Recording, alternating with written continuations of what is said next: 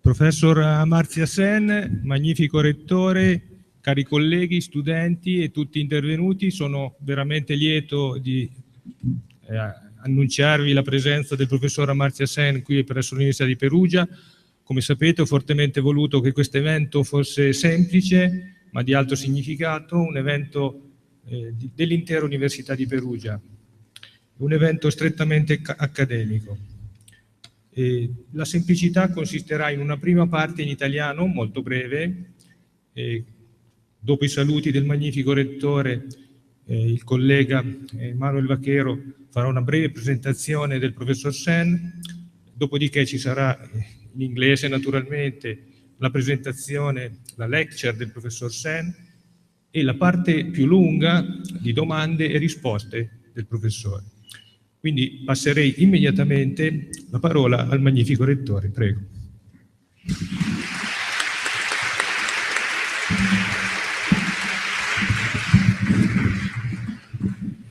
Buongiorno a tutti. Mai ho visto questa sala, quest'aula magna così piena di persone come questa mattina. Quindi di interesse notevole, sappiamo il valore del professor Amartya Sen e nei pochi minuti nei quali ho avuto l'occasione di poter parlare con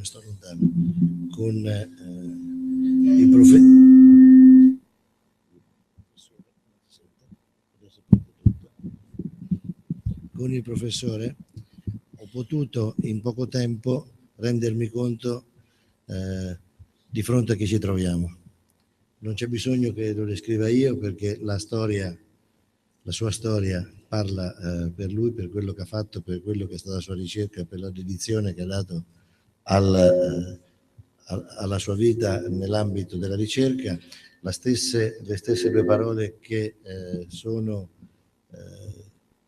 il titolo della sua lecture di questa mattina, l'etica e l'economia, penso che siano un titolo estremamente importante, in particolare oggi, come oggi, di attualità, e credo che il professor Signorelli abbia centrato di creare questo evento, perché la cosa che è più interessante è che non vedo solamente persone che si interessano di economia, ma vedo l'Ateneo qui presente. Quindi io non faccio altro che ringraziare per la sua presenza il professor Signorelli, per aver creato e dato l'occasione per questo evento, e do la parola al professore. Sì, devi essere tu che vieni qui a fare la presentazione, prego.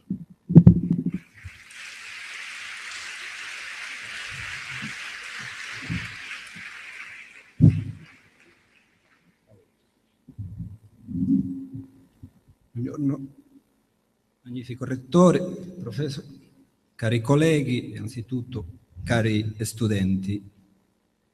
Come lui stesso ha riconosciuto, il professore Amartya Sen si è formato in un interrotto spostamento tra campus universitari dell'India, l'Inghilterra e gli Stati Uniti. Figura di difficile inquadramento accademico per il suo collocarsi in una zona di cerniera tra pensiero economico, politico, filosofico, per non proseguire elencando tutta un'altra serie di interessi e punti di vista. Amartya Sen nasce nello stato indiano del Bengala il 3 novembre del 1933 da una famiglia originaria dal Bangladesh. Cresciuto in un ambiente familiare caratterizzato dall'insegnamento del sanscrito e della chimica, dopo gli studi presso il President's University di Calcutta, consegue il PhD al Trinity College di Cambridge. Gli anni 50 e 60 li dedica in maniera intensiva allo studio, all'insegnamento e al confronto accademico. Ha insegnato a Calcutta, Cambridge, Delhi, London School of Economics, Oxford, Harvard, per citare soltanto alcune delle università più significative, di un lunghissimo curriculum accademico che potete voi vedere e leggere. A partire dagli anni 70 comincia un'incessante serie di pubblicazioni scientifiche, dedicando sempre maggiore attenzione alle misure per prevenire le carestie alimentari, e come quella che colpì nel 1943 il Bengala e che provocò la morte di quasi 3 milioni di persone. Questa catastrofe, quella del Bengala del 1943, ha spinto il professor Sen in numerose sedi a domandarsi sulle reali cause che determinano la mancanza di cibo. Nel 1981 uscì Povertà e carestia, che unanimemente viene considerata una pietra miliare nella traiettoria del pensiero del professore. Autore di un'infinità di opere, che non starò a citare né a fare l'elenco, tra l'altro perché molte sono tradotte in italiano. Nel 1998 ha ricevuto il Premio Nobel di economia per aver saputo spostare l'attenzione sulle teorie che incentivano il cambiamento sociale, il benessere e il modo di combattere la povertà e la fame. In particolare ha ridefinito i concetti di povertà e ricchezza e ha contribuito all'elaborazione di una teoria sul benessere diffuso e sviluppando un insieme di parametri che fanno riferimento, oltre che ai beni materiali, a qualità della vita come istruzione, salute, nutrizione. A lui dobbiamo il consolidamento universale di categorie quali diritto al cibo e diritto alla sicurezza alimentare, che non vanno interpretate unicamente come cibi sicuri, ma condizioni di vita delle persone sicure per accedere al cibo. Valori, appunto cibo sicuro, che negli ultimi tempi sono diventati il parametro del riferimento dell'azione delle organizzazioni internazionali a favore dello sviluppo. Grazie agli studi di Sen si è definito infatti un nuovo concetto di sviluppo che si differenzia da quello di crescita. Proprio l'attenzione, dopo i lavori di Sen, si è spostata più sulla qualità che non semplicemente sulla quantità. Non a caso il Financial Times ha definito Amartya Sen uno dei 10 intellettuali più influenti del mondo. Nel 1998 ha ricevuto il Bharat Ratna, la più alta onorificenza civile della Repubblica Indiana, e nel 2011 è stato insignito per la prima volta di un non americano della medaglia attribuita negli Stati Uniti a coloro che si sono impegnati nel settore dell'integrazione e della dimensione umana dei cittadini. Ma parlare della traiettoria compiuta di Amartya Sen implica presentare anche i suoi solidi legami con gli ideali che hanno favorito la nascita dell'Unione Europea, dell'Europa Unita. Membro del gruppo Spinelli per l'integrazione europea, i vincoli tra Sen e l'ideale europeo trovano un punto di congiunzione affettivo familiare in Eva Colorni, figlia di Eugenio Colorni, uno dei padri del Manifesto di Ventotene, il documento che di fatto, il Manifesto di Ventotene, gettò le basi dell'Unione Europea. Come riportato in un articolo giornalistico uscito il 22 agosto 2012, le riflessioni economiche di Amartya Sen si devono molto alle conversazioni maturate in un ambiente familiare, potremmo dire familiare italiano, fatto da considerazioni economiche e politiche sul rapporto tra democrazia e mercato, sull'impegno individuale e sull'impegno collettivo politico. Un modo, in parole dello stesso professore, per concepire l'attività politica e diffondere la vita pubblica e privata. nell'introduzione di libertà individuale come impegno sociale, testo rivolto a delineare i contributi forniti da Eugenio Colorni e da Altiero Spinelli alla ricostruzione italiana ed europea del secondo dopoguerra, Sen sottolinea in maniera inequivocabile che l'intervento dello Stato in certe situazioni si configuri come l'unico elemento in grado di salvaguardare in maniera sostanziale le libertà positive. Dunque, ci troviamo in un continuo muoversi di Amartya Sen in una zona di pensiero e di riflessione intellettuale che in maniera determinante ha fornito nel corso degli ultimi decenni un contributo fondamentale all'elaborazione teorica di questioni da affrontare da posizione etica che limitino e contribilancino il presunto comportamento razionale e obiettivo del mercato. Concludo. Attento e partecipe osservatore di quanto sta accadendo in Europa, Sen non ha lesinato delle severe critiche all'attuale situazione della nostra realtà quotidiana come europei, soprattutto per quanto riguarda le scelte adottate per affrontare la lunga fase di crisi che stiamo vivendo. La recessione, in parole di Amartya Sen, non si aggredisce unicamente ricorrendo all'austerità e alla contrazione degli investimenti. Servono investimenti per incentivare l'istruzione e la qualità del lavoro, requisiti che implicano una maggiore e più autorevole presenza della sana politica nella vita delle persone. Filo conduttore di una visione etica della società e delle regole economiche che Amartya Sen porta avanti con decisa lucidità. Grazie.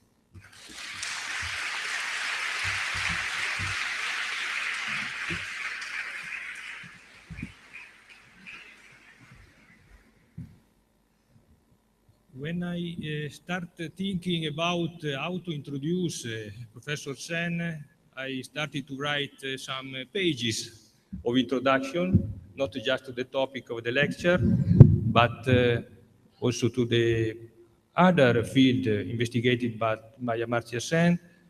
But at the end, I decided not to use time for the third part of this today event, so questions and reply. So I just mentioned one point.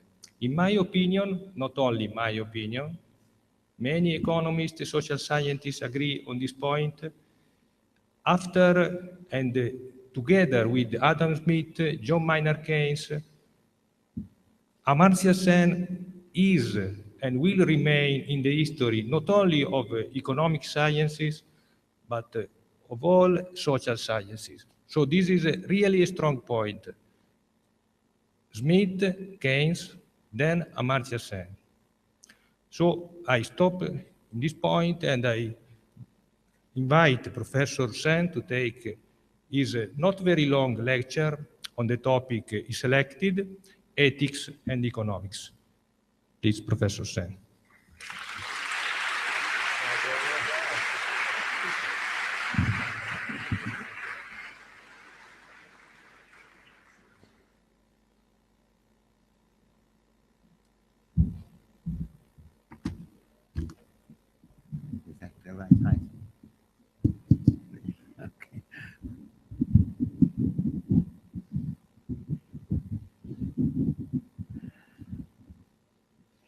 Well, I'd first like to say how delighted I am and how privileged I feel in coming here at Perugia University, a great citadel of learning, which I've had opportunity of admiring for a long time. In fact, I was thinking when I first came here, I think most people in this room were not born. I went in 1953 to England from India, from Calcutta, by ship. In those days, you couldn't travel in an airplane unless you're very rich. And one country I wanted to visit immediately, and I did in my first summer, was Italy. And I was very much involved in Renaissance paintings at that time. And so it was for me oh, wonderful. Thank you. Thank you very much. So for me, it was a tremendous opportunity, and I visited Perugia in 1954, and along with other places like Firenze and Verona and Venezia and so on. And it was a memorable event, seeing the beauty of the city and the tradition of the university and its position in the world of academia over hundreds of years. So it is an enormous privilege for me to be back here in Perugia, and of course I thank the rector and the very kind remarks that were also made by the professor on my work and my chair. So, and I thank you all for coming to this meeting. I have to apologize. I'm speaking in English. I can follow a few words in Italian and sometimes follow a sentence or two, but it's not a subject on which I'll try to give a lecture in. Well, ethics and economics was the subject actually suggested by the university, and I was very happy to decide to talk on that. I think the first thing to say that the first recognition is that they are very important, distinct subjects. One shouldn't begin with linking them together. That comes much later. Ethics as a discipline about what we have reason to support, want, defend, fight for, and that stands enormously on its own ground. Economics is a science with its own discipline, with its own requirements, and with its own demands of information, analysis, scrutiny, rejection, and acceptance. I think we would not understand the link between the two unless we also see how very important the two subjects are in their own sphere. Ethics, of course, in some ways is the grander subject. It's a subject in which helps us to conduct our life, to think about what we can support, what is good and bad in the world, what is right and wrong. And people have fought for this and given their lives. Kind mention was mentioned with my late wife from Italy, Eva Coloni. Her father, Eugenio Coloni, was of course in the resistance and was killed in Rome just 2 days before Americans came to Rome. He was then editing the paper called Avanti, which actually Mussolini had edited when he had been a socialist many, many years ago. Anyway, there was an attack, and he was asked to give the names of subscribers, which he refused to give, and he died at that time. So there is a kind of practicing of ethics which is central to our existence as human beings. And, you know, the ethics may be sometimes very transparent, sometimes very complicated, sometimes very implicit, but it stands on its own ground. And after recognizing the importance of the subject, we have to ask, how does it come into economics?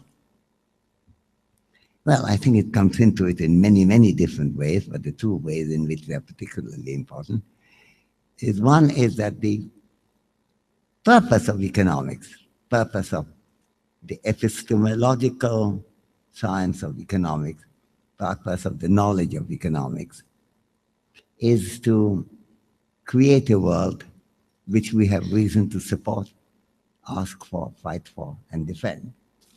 So the motivation behind economics cannot but be closely related to ethics. But that's one connection. The other connection is ethics deals with human motivation, and economics deals with human behavior, and there must be some connection between the two. namely how we act, what we see as reasons for action.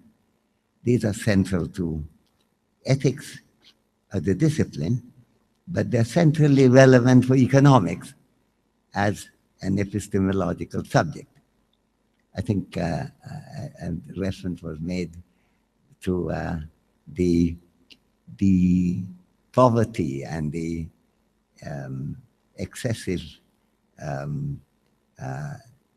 stylization that rational choice theory has produced, where in some ways the role of ethics is denied, other than the ethics of pursuing self-interest, which is a kind of ethics too, but it's a rather narrow kind of ethics.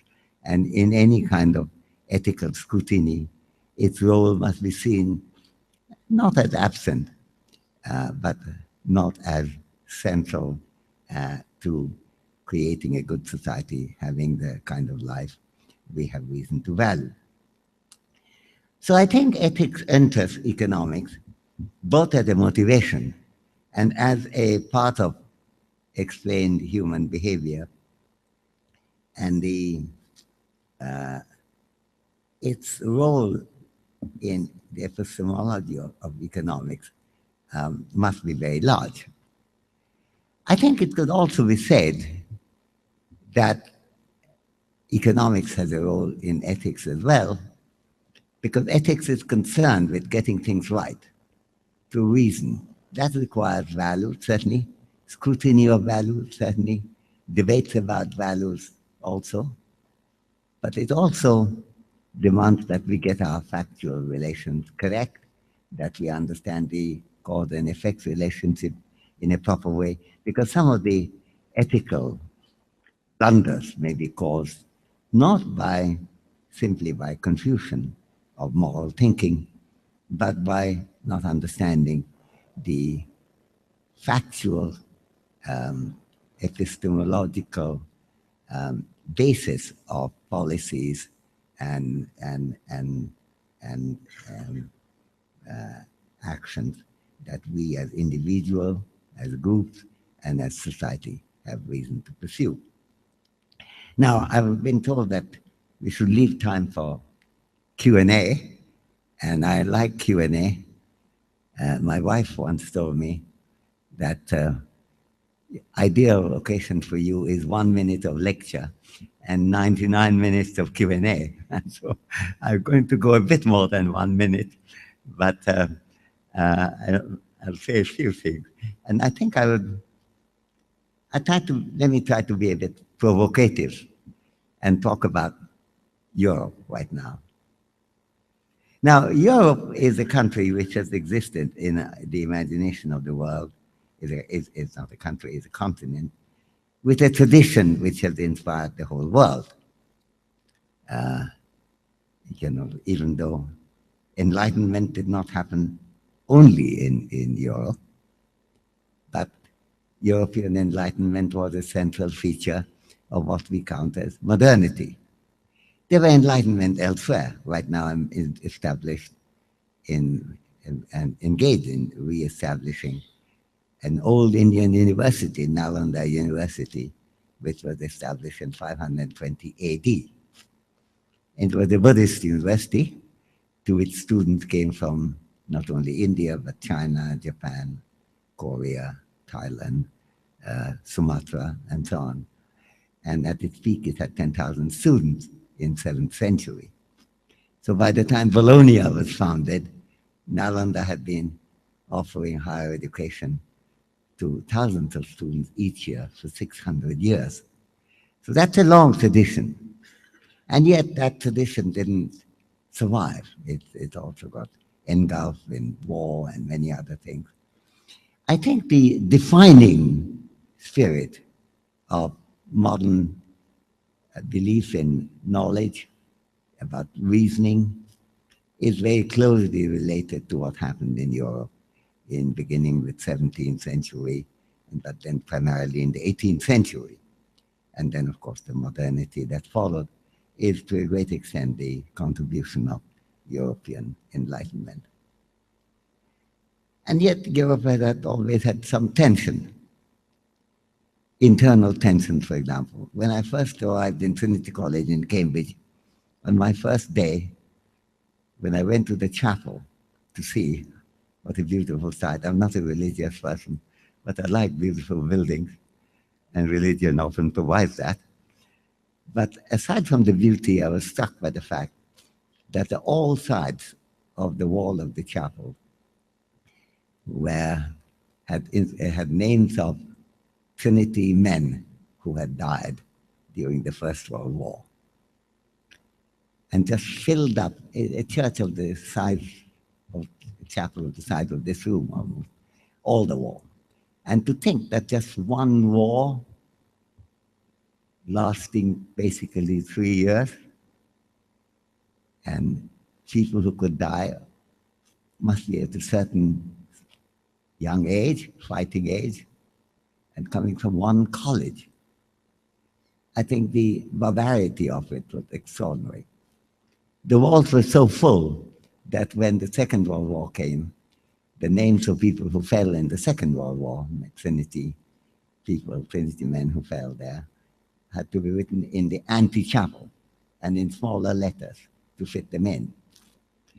Now, this is, of course, the subject which was addressed by the European movement to which a reference was made, including the Declaration of Ventotene in the early 40s and followed by Declaration of Milan, in which I'm privileged that two members of my family were involved, namely Eugenio Coloni, who was my father-in-law, Altero Spinelli, who was my stepfather-in-law, since my mother-in-law married him afterwards, and Ernesto Rossi, who was the only non-member of my family in that group.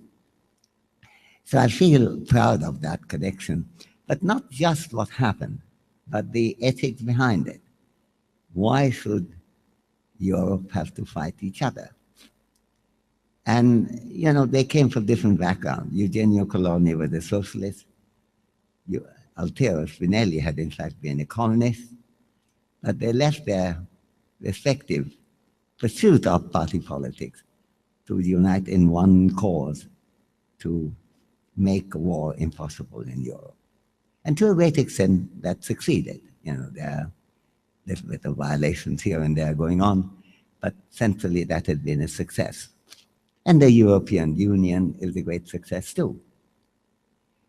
And the idea that Europe will be a community of people was very inspiring.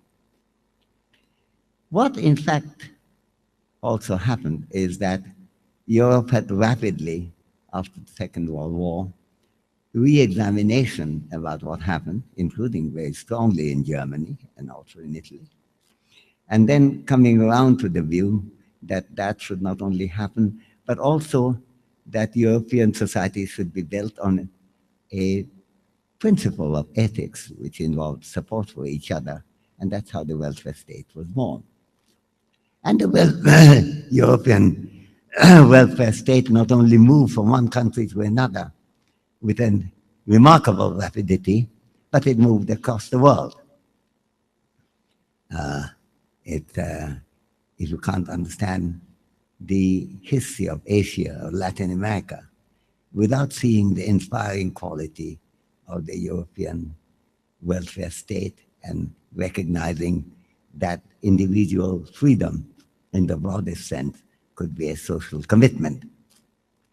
And it's that which I think we remember, we not only remember, but we celebrate Europe for. And yet Europe is in a very peculiar difficulty today. I ought to make one point clear, and if people want to discuss it, I'll be happy to come back to it. The problems created in Europe today, and I think they're big problems, and they're, I think, policy failure. I'm very critical of Europe as in terms of its policy as it stood. But it's almost nothing to do with what the European manifesto was about. That was about politics, about community, about sense of unity. It wasn't about banking, financial straitjacket, and regularity of a certain very mechanical kind, and giving priority to finance over humanity in a way I believe actually has happened in Europe. So actually what went wrong? I think to start with, what seemed quite innocuous, but which took it away from the Italian leadership of Europe, namely the European movement that started in this country, was more and more economic relations. And they were not bad. European community did a lot to generate growth. The coal and steel community was a help.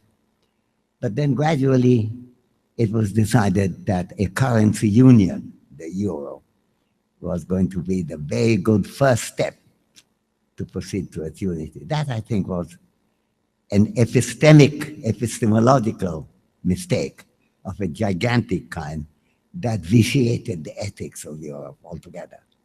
Because that's not a way of going around. If one thinks about it, because one of the things one learns in economics, I don't know how many economists are here, is the role of prices. When you are in difficulty, you change prices.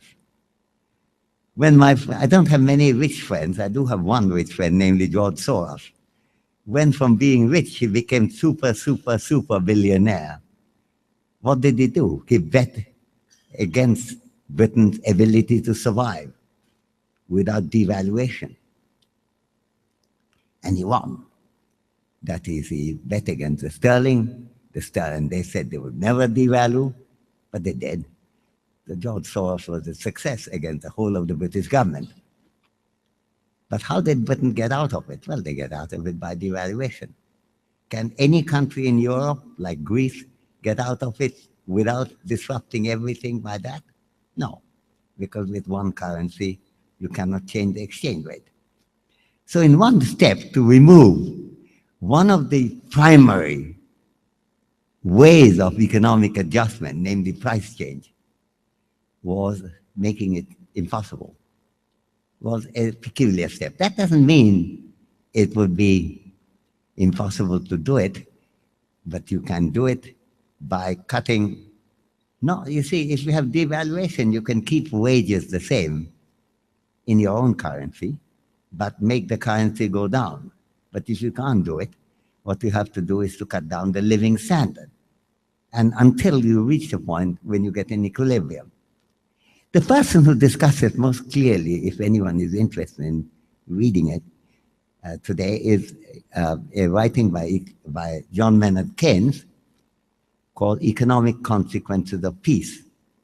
And there he was criticizing the British government in particular in insisting on reparations from Germany and asking for a price because Germany was defeated in the war, which Germany was not able to deliver. Now, in some ways, the situation has changed today. Germany, rather than being the country in difficulty, is the country today in power and position. But the arguments are almost the same. If you close your eyes and just read Keynes of that period, it will look when he's talking about Germany in a difficult position, it's almost like some of the countries even reach in a very difficult position today. There's a role change, but the arguments remain much the same. And the importance of epistemology for ethics is brought out very sharply by the kind of reasoning that Keynes then offered. Bertrand Russell, in autobiography, he said that problem with Keynes was he often was much too clever. However, he said that on this one subject, on economic consequences of peace, he forgot that he was clever and produced a brilliant piece of analysis that is not had the cleverness by actually Russell was meaning a superficial kind of smartness. And he went into the foundation where human sympathy was very important. He actually resigned from the team and he was trying to mend the way that could be done at that time. I'm supposed to give a lecture on Keynes in about 2 weeks' time in England, and I'm going to go into these issues more fully then. But what happened here is that there were a number of confusions. The 2008 crisis began in America. It affected the poor most, devastated the lives of many, but it affected the rich too and made the economies very difficult to be viable. People forget that Greece had no problem of payments in 2008. Greece was full of problems in other respects. The economy was non-functional, people didn't pay taxes. Greece needed enormous reforms. What it did not need was general purpose, across the board austerity. And the confusion between reform, which Greece needs, and to some extent Italy needs, and austerity, was an enormous big epistemic confusion, which muddled ethical thinking in a way that we are barely beginning to recover. I think the European Bank played a very big, bad part in that. It's beginning to recover now under new leadership. And you know, in some ways, if along with the euro, I believe that austerity was a mistake, it's very careful to examine the reasoning that are being presented. Right now, today, the British elections are going on, and the argument often given that austerity ultimately paid off. It didn't pay off. Austerity produced, even in Britain, a gigantic decline, so much so that Britain is not back yet where it was in 2008. What happened is that gradually, unlike in America, where austerity never had a complete hold, the British recognized that they ought to go for Keynesian remedies, what's called quantitative easing, buying bonds, essentially creating money. Classic Keynesian measure. So without changing anything, without admitting they were changing policy, the British did change their policy. And the decline stopped and growth returned in a minor way, not in a very big way yet, but in a minor way. And then Europe followed that a few years later. So when somebody now says Britain has been growing so that austerity was right, that's not the case. It's only when austerity was abandoned that this happened. And that's happening to a great extent in Europe today. But the unfortunate fact is that recognition, which should have come from economic reasoning, came only with political penalty when government after government lost office, when the Greeks were threatening to leave Eurozone, all the people who were originally involved in decision-making in Italy, France, Spain, Portugal, all the governments are gone. But that's not a very good way of practicing democracy. Democracy is not to analyze things and expel people from office. Democracy is, as John Stuart Mill argued, government by discussion. You have to see what the reasoning is. And the reasoning requires economic thinking of a highest epistemological kind. Getting things right is very important for ethics. But combine it with an ethical concern, the kind of penalty that European poor paid and which the Greek poor are paying with high levels of unemployment. In Europe, primarily unemployment. In Greece, of course, extreme unemployment. More than 50% of the young have never had a job. And that penalty was something that should have been a subject for examination anyway, even without the epistemological error being immediately seen. The idea that a good policy requires so much suffering, there's something extraordinarily wrong about it. But there was also the basic idea that somehow the European achievement in a welfare state could somehow be forgotten because that the finance needs is the primacy of financial economics, which is a fairly, typically, if I may say as an economist, quite often a rather lowest brow part of economics. Its ability, if economists' record in prediction are bad, the prediction records of the financial economist is about as bad as one can think of. And yet they were the dominant figure because the banks were the central players of the game. Yeah, what the European Central Bank decided, what the the finance minister of Germany decided were much more important than many, many other considerations that are part of the economics and ethics of Europe. That was a big mistake. Now, I think we have to distinguish that from the idea of European unity. This is a big confusion in England right now, where the voting is taking place, because those who are against austerity often blame European unity, which had almost nothing to do with it. None of the crisis was bred in Ventotene. Almost nothing to do with it. And Europe's achievements still remain what Ventotene was about. And Europe's failure really relates not to distinguishing between reform, which Europe needs, and austerity, which Europe doesn't need, and the counterproductive nature of austerity in creating recovery. When I first arrived in Europe and came to Perugia and so on, that was shortly after the war. All European economies, and American too, had huge debts connected with the war. What happened to those debts? Well, I think the nature of thinking wasn't as muddled then. The argument was that if there's economic growth, you'll be able to pay it off. And that's what happened. In a few years, it disappeared. Same thing happened again in America when Bill Clinton came to office. Huge deficit. By the time he left, there were none left. No deficit left. What happened? Did he cut everything? No. He expanded the economy, because it's the basis of a large economy which not only generates income and employment, but also the ability to pay debt. Now, that's such an elementary piece of economic thinking.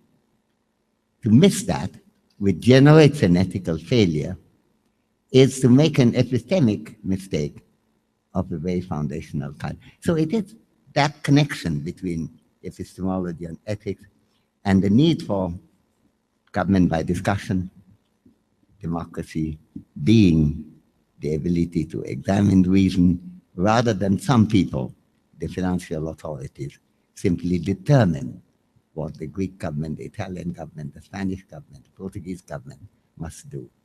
I think that is a violation of democracy, a violation of basic ethics, and a violation, I think, of the basic principles of economics, which we have in a hard way learned over many years.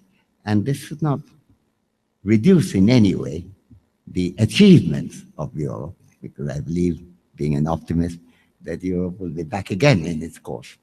But this will be remembered, looking back from 30 years from now, will be remembered a period not so much of immorality, but of confusion, big epistemic confusion, which contributed to a huge ethical blunder, I believe. Thank you.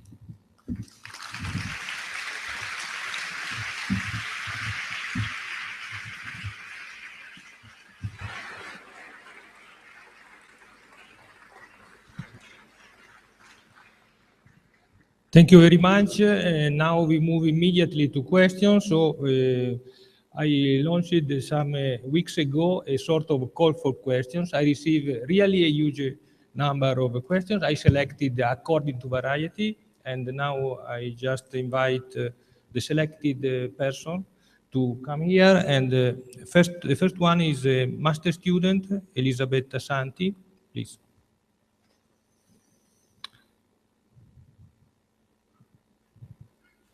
Master student in economics and management. Good morning, Professor Sen. Good morning. I think a great number of hours of a scientist's lifetime is spent to try to understand how the world works. In order to understand how the economic matters can be managed, economists try to find out models that can describe effects and relations between different variables. If we would try to catch the effect of ethics and put it in a model to describe the economic growth, would we be able to define a variable to do this? Thanks.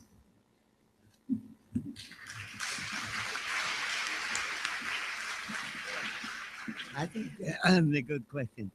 Economics uses models, sometimes intelligently, sometimes, am I anywhere? Yeah. Sometimes not very intelligently. I think what we have to criticize is silly use of modeling, not the fact that sometimes modeling helps. You know, there are all kinds of ways when we construct our thinking is based on an implicit model. For example, if I were to take the view that if I jumped off from the top of this building with my head down, that I'm likely to come to serious end. Now, that assumes gravity, that reveals the impact of a soft body, namely a head, on stone.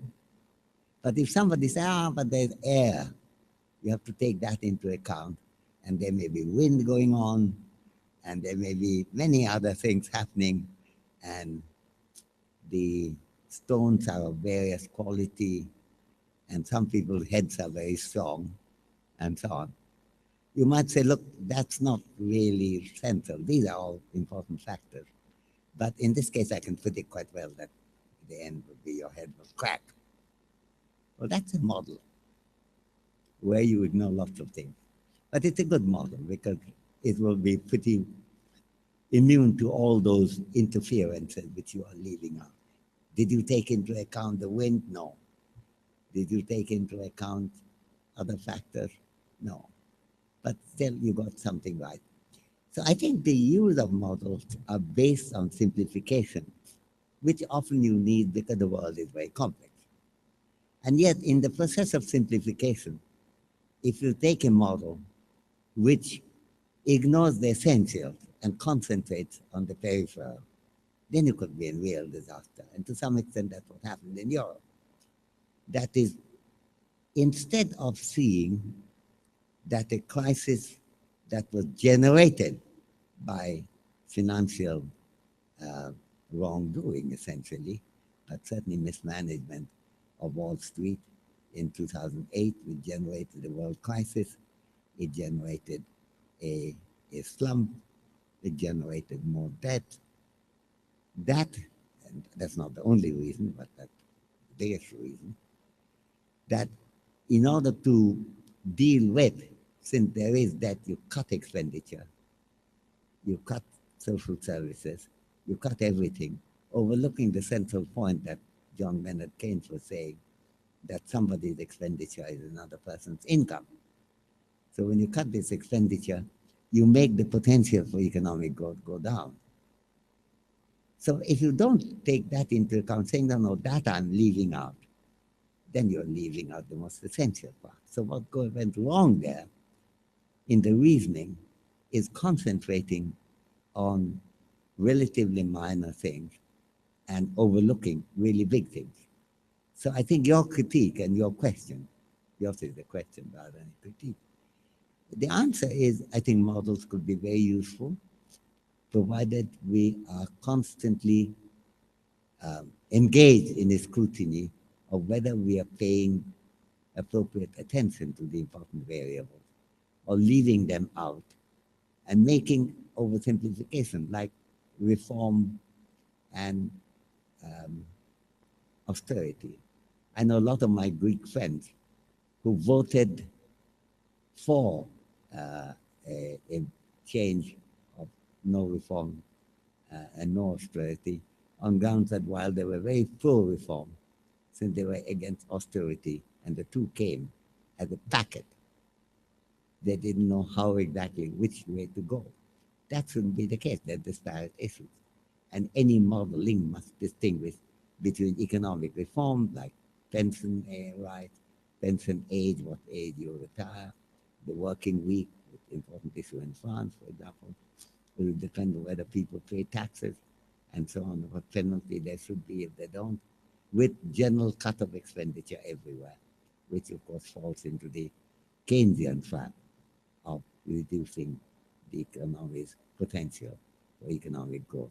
And much of Europe's crisis is caused by the lack of growth. It's not so much that the crisis led to the reduction of growth, policies led to the reduction of economic growth. And Europe was unusual in that many countries, even though there are lots of problems with my country in India, and there are many problems in China, and so on, but they didn't follow that. And I think Europe got used to, in an odd way, to go there. I remember about 3 years ago, I was rung by French television saying latest figures indicate that Europe, the income has not gone down, it's zero growth. Isn't that a moment of reflection and congratulation? Which in the context was a moment because it's been falling and falling. But I said, well, okay, it depends on what you would like to think of as a reason for congratulation. I was rung up about half an hour later by New Delhi television saying, disaster, economic growth has fallen. So I said, how bad is the disaster? They said, well, it's only 6% per year. Now, on one side, people regarding 6% per year to be a disaster. Another side, 0% growth to be a subject of congratulation. Indicates something has gone deeply wrong about the way these economic scrutinies are being undertaken. And the fact today that even now, and when European statements, European Committee, the European Council statement, says that indicate the policies were right, overlooks the fact that Europe started doing quantitative easing before these crises led its way. So in a very reluctant way, very half-heartedly, it's getting somewhere. It could have gone full-heartedly, with eyes open, with good economic analysis. So you're absolutely right. It's very important to critique economic reasoning through model, but not all model-based reasoning, but silly model-based reasoning. So thank you for your question.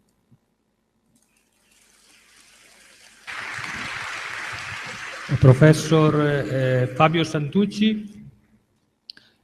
Professor Santucci is Delegate of Director for International Cooperation. Hi. As you understand, there is a huge variety in the questions, so please. Well, my question goes back to agriculture and the rural well-being.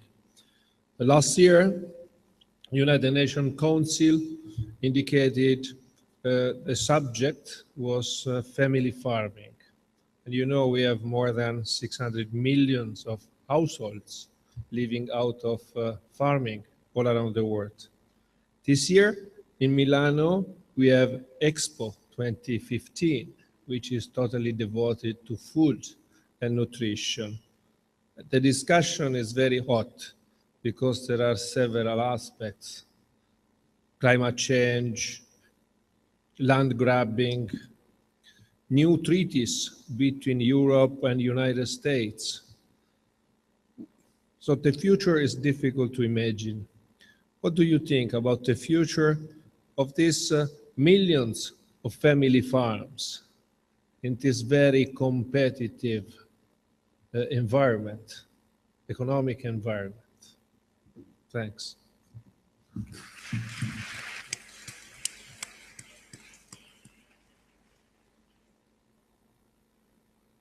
I think it's also an extremely interesting question. The family farm had a rationale that a large-scale non-family farm often doesn't have. And I've led a long life, and I wrote a lot about that in the 1960s, where, again, I think most people in this room were not born. Mainly that you're not under the discipline of a fixed wage rate. You know, family farm can determine how much you want to put in and so on. And that has been noted again and again. I have a paper from 1966 called Peasants and Dualism, with or without surplus labor in the general political economy. And family farm has enormous thing to offer. And then I applied it to India, and in fact turned out that family farms were generating much greater amount of crop per acre than the other farms were. And yet, of course, as situations change, you have to view it not as a temple to respect, but as a piece of reasoning. Does that reasoning still apply? What kind of crops you produce? You see, I think that issue comes up again and again, the issue of scale. Italy has had great success in having high skill, high tech, small production, like Emilia-Romagna's success was based on. I spent, would have been about 15 years ago, about 2 weeks traveling in these various bits of production units in Emilia-Romagna, including their cooperative, where they're combined together doing research about what's going to happen to replacement for jute, which was happening at that time, packing material and so on. So I think as long as we remain alert to what's the rationale behind family farming and family industrial production too, of small-scale industrial production, and adjust to the changing circumstances, I think we have nothing at all to fear in this regret about that situation. I think the circumstances do often change, the nature of the commodities change.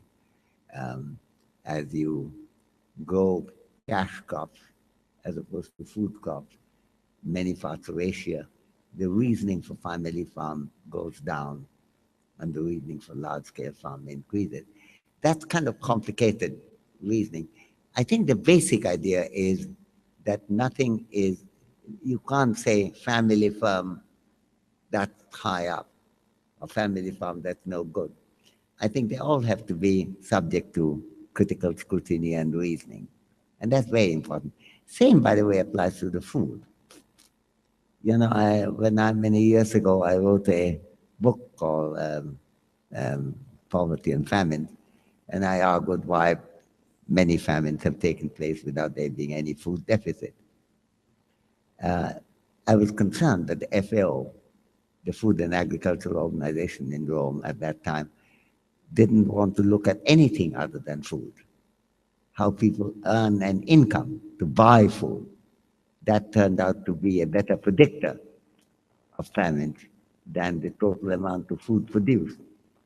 When I produced that, I had a huge reaction. I remember BBC was doing a program about my book when the head of FAO then, Food and Agricultural Organization, he was asked, had he read my book? And he said, yes, he has.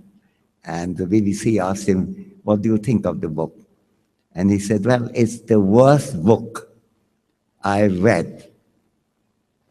So I wanted to soften the blow and said, you mean that this is the worst book you have read on this subject? To which the FAO had said, no, it's the worst book I've read on any subject. Making his point very clear. Recently, I had to give a talk, one of their bigger lectures in FAO 2 years ago with a new head, of course, and who was very kind to my work. And we discussed that event, and we tried to see how much record there is on food. So I think the expo on food is a good idea, because it is a very important consideration. But if you're concerned with hunger, it cannot be just food. It has to be also your ability to command food, to earn food. And many countries which are very rich and have no hunger problem, the fact that Singapore doesn't grow enough food to survive does not make it prone to hunger or famine. It depends on whether you have income with which you can buy. So by all means, concentrate on food, but put it in its perspective. The same kind of issue that came up in modeling, that you need a wider model. But thanks very much for your question. Alessia Chiratti. Alessia Chiratti obtained his her PhD in International Relations at the University for Foreigners of Perugia. Thank you. I would like to ask to Professor Sen, do you think, are there any potential threats to the euro's stability coming from outside EU space? I mean, for example, do you think that the presence of ISIS and of the migration fluxes from Africa and Middle East to Europe could represent a challenge to enable host countries to take advantage of the economic opportunities while minimizing the threats to the national and European security? Thank you very much.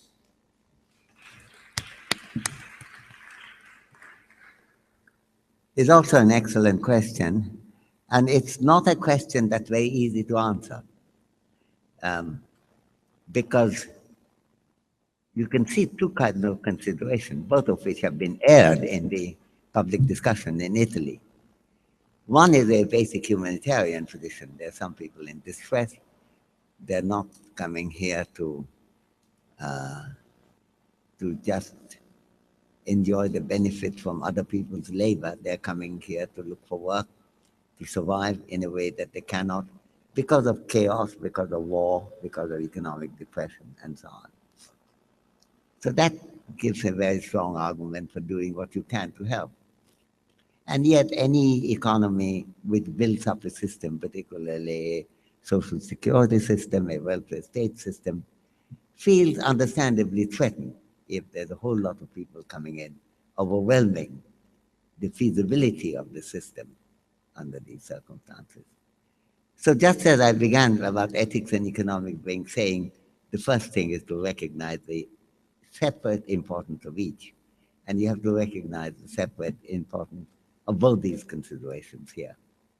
Then the question is, how do they interrelate?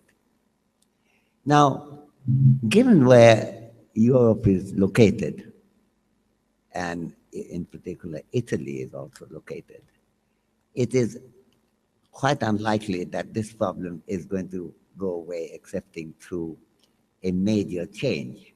The question is what kind of major change? It's a bit similar to the United States. People don't recognize the size of the Latin American, particularly Mexican, infiltration in America, which have been massive. But there's a difference since America is mainly a country of immigrants in the past, even though people are now trying to make it into a castle where you cannot enter.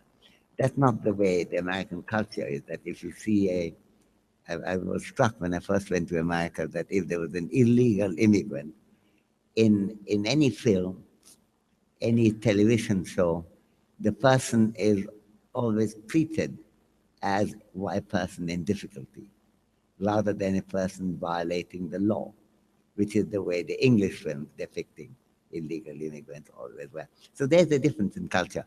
One result of it is that Americans have dropped a huge amount of Mexican labor. The number of undocumented labor is enormous proportion of the population. Europe has come nowhere near that. But there again, geography played a part. Given where Mexico is and where America is, you cannot escape that. So Europe has to be realistic about that, as well as ethical, as well as economically sensible. That's the challenge. Now, I think that three things are quite clear that one has to bear in mind. I don't know what the final solution of this is going to be. One is that the openness of the border makes a great deal of sense if people could come and go. And that is brought out by the American statistics also, that whenever there has been a threat of closing the borders, then there's a huge attempt to get into America before the borders are closed. But as long as there's an idea that you don't have to do it now, you can go later, then you can come back, there have been relatively little. In fact, the number of people going in from Mexico to America and coming back to Mexico and America has been very, very large. And it's only when the borders were, you put barbed wire and people shooting, that suddenly there becomes a total commitment to get into America. So I think you have to bear in mind that the toughest entry rules are not necessarily best designed to create the immigration level low. There's a realism on that, which is not, I mean, it's a bit like the financial regulation, that the toughest must be the best. The toughest is not necessarily not only ethically best, it may not be very intelligent either from an epistemological point of view. So that's one thing. Secondly, I think a lot of Europe's problem, I mean, some of it, of course, very recent, but a lot of it goes back to the Cold War, World War, where the Russians and the Americans, the NATO and the Warsaw Pact, played the war on African soil. When I first went to Africa, that was later than I came to Perugia, that was in 63. By 62, 63, Africa had a lot of new democratic countries. I even wrote to an Indian paper after having given some lectures in Makerere College in Kampala in Uganda as to how fearlessly democratic the African journalists were. And I thought there may be something from India to learn from it. Within 5 years, nearly everyone I had met and had dinner with was gone, had been killed because Idi Amin came in, and then there were one country after another in Africa became a dictatorial situation. And they always had support. Either the Russians would support them or the Americans would support them. The Cold War was played up there. And I think the legacy of that, to a great extent, remains true today. So there is some culpability of the West, America and Europe together to recognize. And that's also a fairly important thing. Thirdly, there are many, many different ways in which I think a more interventionist regime could work in Africa. But it's very important to get your episteme right. What happened, for example, in Iraq, why it was such a disaster, was partly perhaps an ethical mistake. People keep on talking about you cannot impose democracy in the world. But there have been long democratic movements in the Arab world and in Africa too. What went wrong is a completely erroneous understanding of what was going on in Iraq. Weapons of mass destruction, which wasn't there. Presence of Al-Qaeda, which wasn't there. Now it's full of Al-Qaeda. There was none before the Americans came in. So I think it's just as in the case of Europe, important to get your facts right, causal relations right. It's very important to understand what's going on. Given that, I think the world can do a lot to make the economies much stronger. But it cannot happen with the kind of confused policy making that we have seen in the context of the Middle East and to some extent against Africa. So I think these are three things to think about. Policy changes based on much better understanding that exists, recognition that an open economy is not necessarily the worst in terms of people trying to get in. They try to get in the moment you close the borders. And that doesn't mean that opening the borders is no problem. Of course it has problems.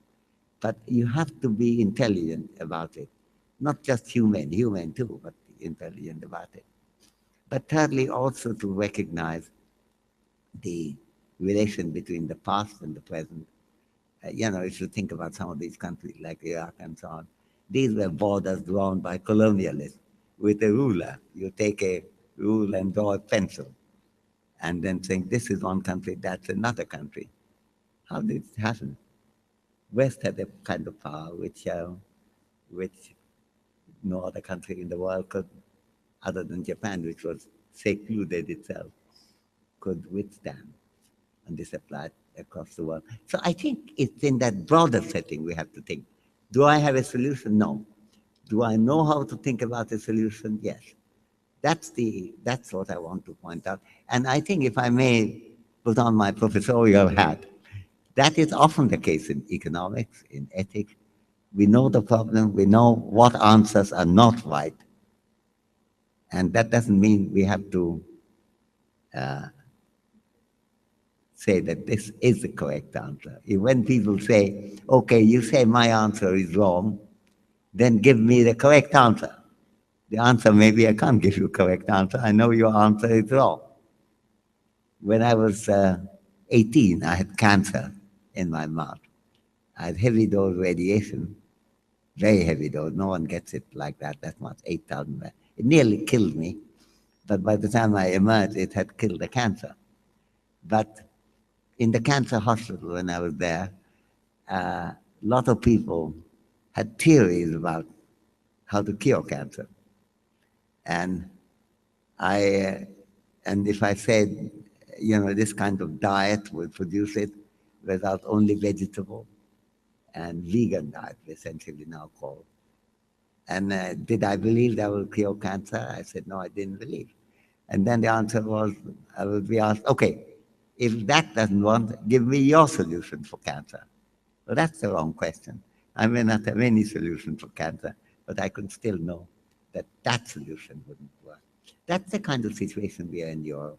But better than that, we can also think clearly about the relevant factors which could bring about a better understanding and perhaps even a solution to the problem. So it's very important to go on asking questions of the kind you have done. Thank you.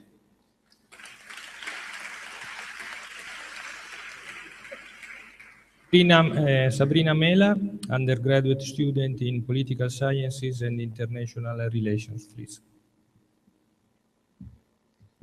Good morning, Professor. I would like to ask a question on food security. I would like to know, based on your various analysis, which are the most accurate performance indicators for food security and that are applicable to most cases in history, and also which are the indicators that allow to distinguish between famine caused by lack of supply and famine caused by inefficient distribution of resources. Thank you. Yeah. Yeah, I think it's thank you for that really excellent question. I think the three things here. One is that it's very important to have an idea with clarity that food security will depend on the supply of food, but not depend only on it. So I think the distinction between famine created by food and famine by the other is not a very hard and fast one. And you have to see the contribution. You can get famine, like the Bangladesh famine of 74, when the food supply was at its peak. It had not been higher before or after, and yet it had a famine. Now, that is an extreme case. Most cases, there are problems with food supply, but a much bigger problem. I wouldn't say efficient distribution, but it's the market economy, namely what food you can command. You see, the important thing to recognize is that those who have a food-based theory of famine don't tell us how people actually get that food. You have to do some economics for it. So the theory that I was trying to put forward, which the FAO found to be produced in the worst book ever read by the head of the FAO at that time, that was trying to bring some economics into it, namely that you have to have some way of buying food unless you happen to grow it.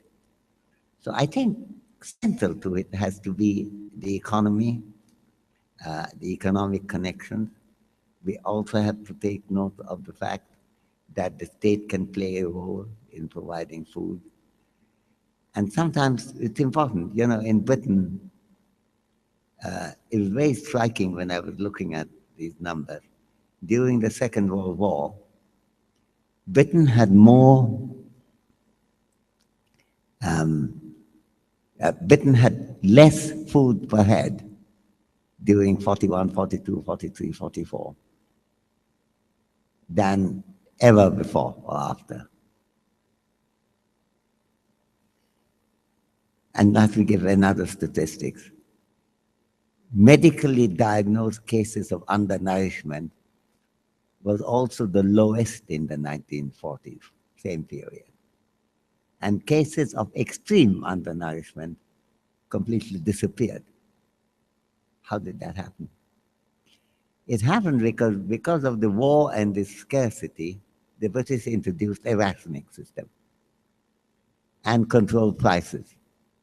So for the first time, a lot of poor people in Britain were able to afford rationed food at a low price in a way that they could not.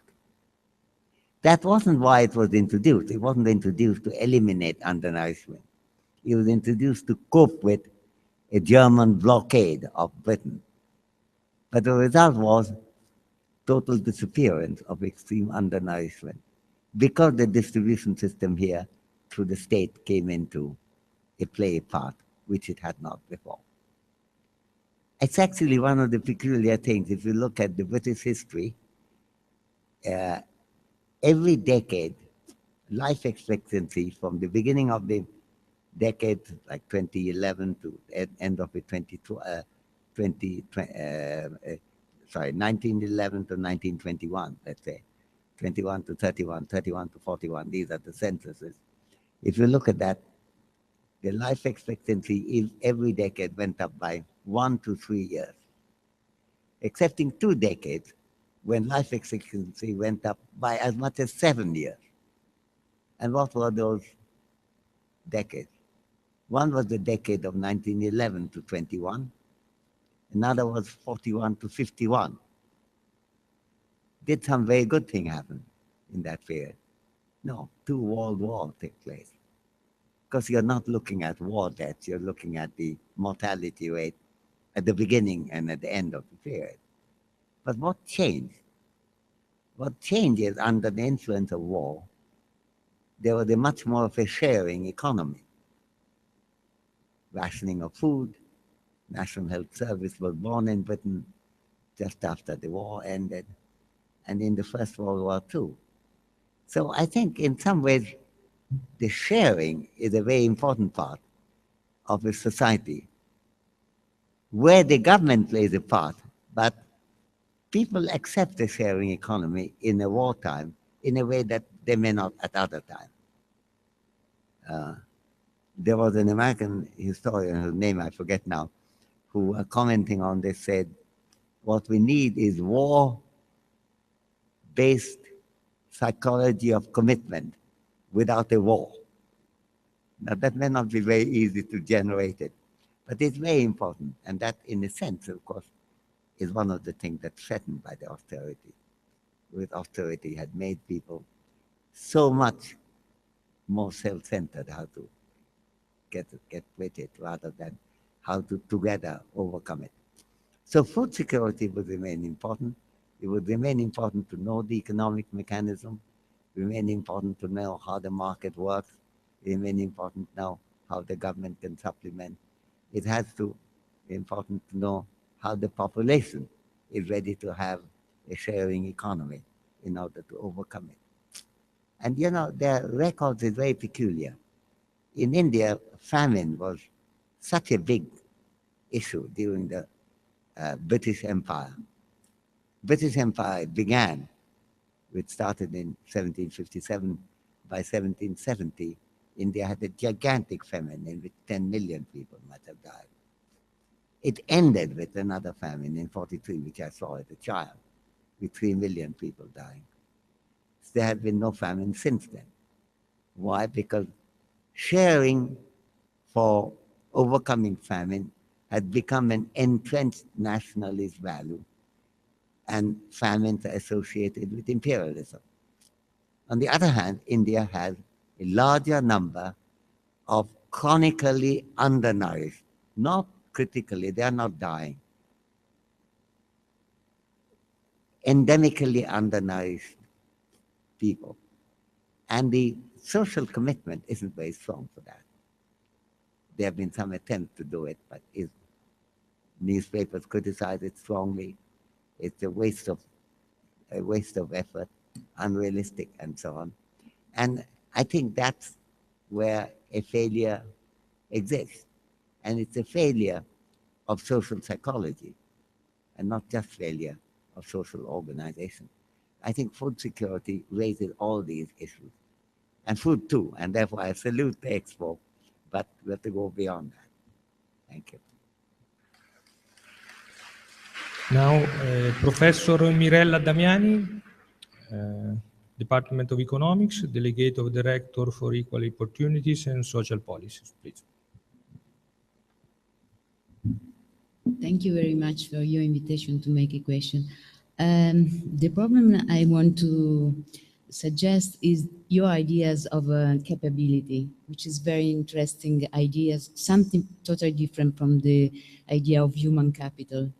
And the question I have is what kind of equilibrium we need between the state and the market to pursue, to achieve an increase in capability rather than just allowing choice. And also concerning your discussion about austerity, I'm thinking about what is the real direction we are moving towards in Eurozone countries. Is towards capability or rather to reduce capability concerning a lot of number of labor market reforms we are going to adopt in the last new years. Thanks you very much.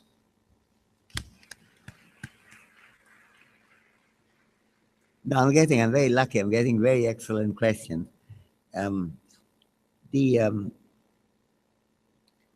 things here. First thing is that if you're recognizing human capability to be important, both for the life that we as individuals can lead, as well as the success of our social work, whether be in the market, so the success of an economy, as well as the success of a society which is dependent on each other's ability to help, one person's ability to help each other.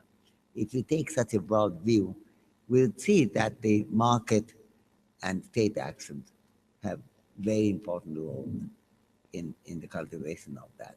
So to take a general pro-market or anti-market attitude, or pro-government or anti-government attitude, in the way the elections are fought, like Republicans are meant to be anti-state, and Democrats are supposed to be pro-state in the American election. That's not a very intelligent way of thinking about it. Everyone is pro-state, everyone is pro-market. The question is how exactly, most intelligently, we can put them together. And I think this is a point that's often overlooked. I regret, for example, in the recent budget in my country, in India, I regret two things: that even though there are a lot of incentives given for business, which may be important, the low budget already for education and healthcare, India has one of the lowest proportion of GDP spent on them, had been cut further by about 20%, which is a disaster, I think. But I'm shocked also by the fact that none of the newspapers picked it up. Even when the Financial Times congratulated the government for an excellent budget, they overlooked the fact that they're leaving out education and healthcare and cutting it. And India is about the only country in the world which is trying to become a world center of economic production with an unhealthy, uneducated labor force. And I think there is a reason why it's never happened before, mainly because it cannot be done. And with all their fault, the Chinese have spent much more on educating the population and having basic health care. I'm not supporting lack of democracy or the banning of other political parties. But and China has made a lot of mistakes in the past. It had the most gigantic famine in world history during the Great Leap Forward period. There are lots of mistakes. But that just general policy, basic education for all, basic healthcare for all, has been not only important in communist ideology, it was after all part of Mao Zedong's commitment, but it's also been very important for the cultivation of capitalist market economy in China. And Mr. Modi, the Prime Minister in India, very keen on it. India should be able to make everything. Well, you can't do that if only you have the versatility that educated, healthy labor force has. You can read instructions, you can produce anything. You know, Indians produce information technology, Indians produce pharmaceutical, very, very good ones, and they can cut the price of AIDS medicine, antiretroviral, by 95%. And they produce motor parts. That's it. The Chinese can produce almost anything. Calculator, thermometer. The other day I was in Iraq, I was trying to get a super floss for my teeth. And I knew the previous one I had was made in America. This one looked a bit better, and I looked at where it was, and it said made in China. Well, how come you can make that? Well, once you have an educated labor force, and one which is not bothered by health problems constantly, your production opportunities are great. Your capability of leading a good life yourself is itself a contribution to the capability to be a productive participant in the market economy. So I think it's very important to recognize these rather than be, you see, I think present government in India is pro-market, but overlooking the fact that the success of the market economy does depend on what the state does, including providing education and healthcare for all.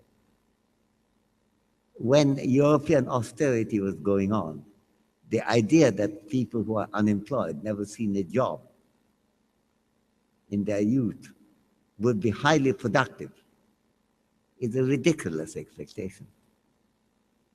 Because in order to have high productivity, and a lot of Europe's problems arises from the low progress in productivity compared with the rest of the world, is not unrelated to the high proportion of unemployment that you see.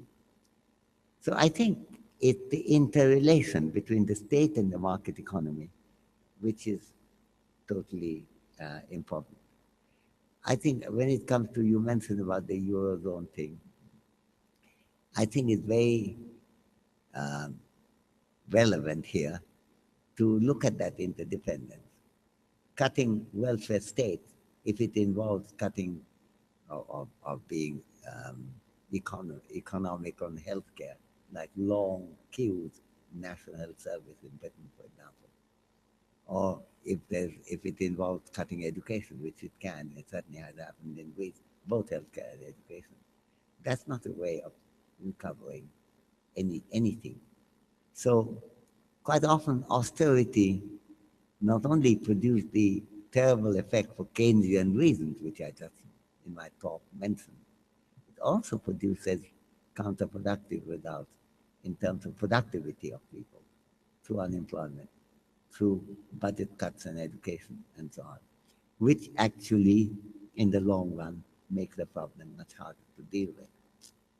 So I think the big thing is to recognize what works and how they relate to each other. And to avoid, I think, is a notion which is certainly common in Britain, but common in parts of Europe too, that if some remedy hurts and causes pain, it must be doing you some good. Now that is a complete disaster. I don't know whether the origin of it is, I don't know, I hesitate to see whether it's religion or some notion that since good solution may sometimes require pain, any painful proposal must be good, which is, of course, a disastrous piece of reasoning. And in Britain, for example, where I spend a bit of my time, till now. And I was struck by the fact very intelligent people, top of the academic profession in my college, would say, you know, Britain had so much debt so long, and these policies make people suffer, and this suffering is needed in order to get out of that. Now, it may turn out that the suffering is not needed. It may turn out that it's actually producing the opposite result. So I think we have to avoid, these are lists to avoid formula about state being good or market being good or bad. Avoid the formula that a solution in order to produce good must be painful. And worse still, that if it's painful, it must be good. I think these are all a kind of bundle of tying oneself up in a world of non-reasoning.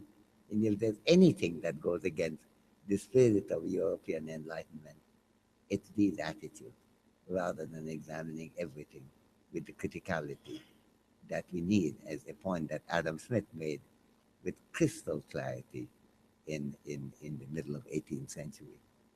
So thank you for your question. Now, Simona Bonini. Simona Bonini is a PhD student in political studies at Sapienza University, Rome. Good morning. In my research, I analyzed the role of storytelling in the process of empowerment of refugees and asylum seekers. In your literature, I found the definition of the term agency as what a person is free to do and achieve in pursuit of whatever goals or values he or she regards as important. What do you think could be the value of rational thinking and narrative thinking relate to the expansion of agency?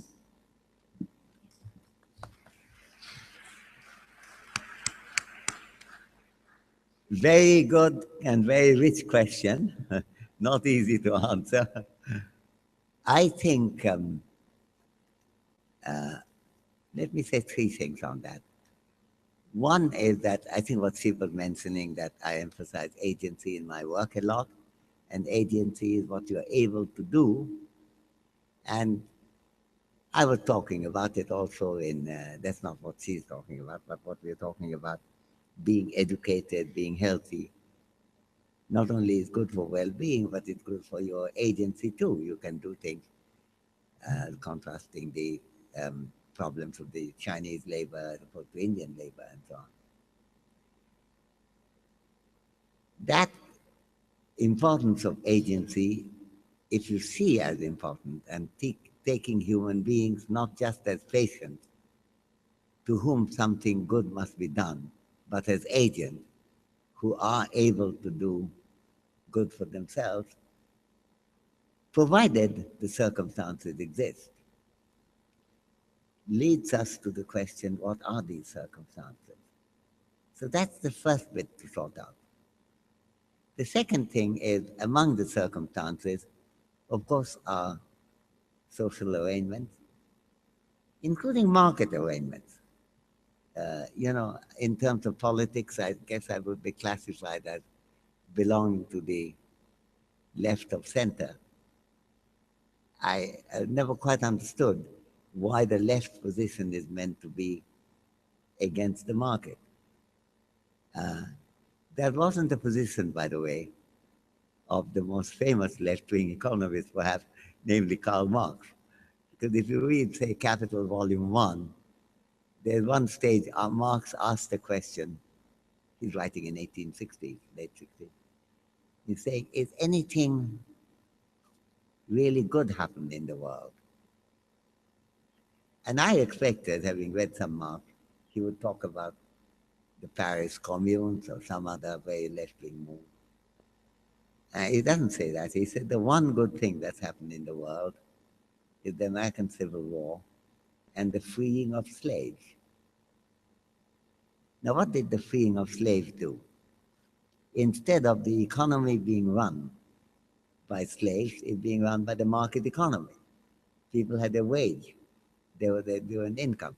Marx, in a different context, would talk about wage slavery. And yet he is saying that the one good thing is to convert real slavery into wage slavery, big, big progress. So when it comes to saying what is the one good thing that you would mention, Capital Volume 1 mentioned the victory of the market. And I don't see that that was a right-wing remark, and is not a remark about which Marx had any reason to be ashamed. It was an intelligent remark to understand how the world works. So we have to think about how to make the market work. It requires flexibility, which often it doesn't have, doesn't even have in Italy, doesn't have in Greece. And to reform them is not necessarily a counter left-wing, counter-humane, counter-progressive cause.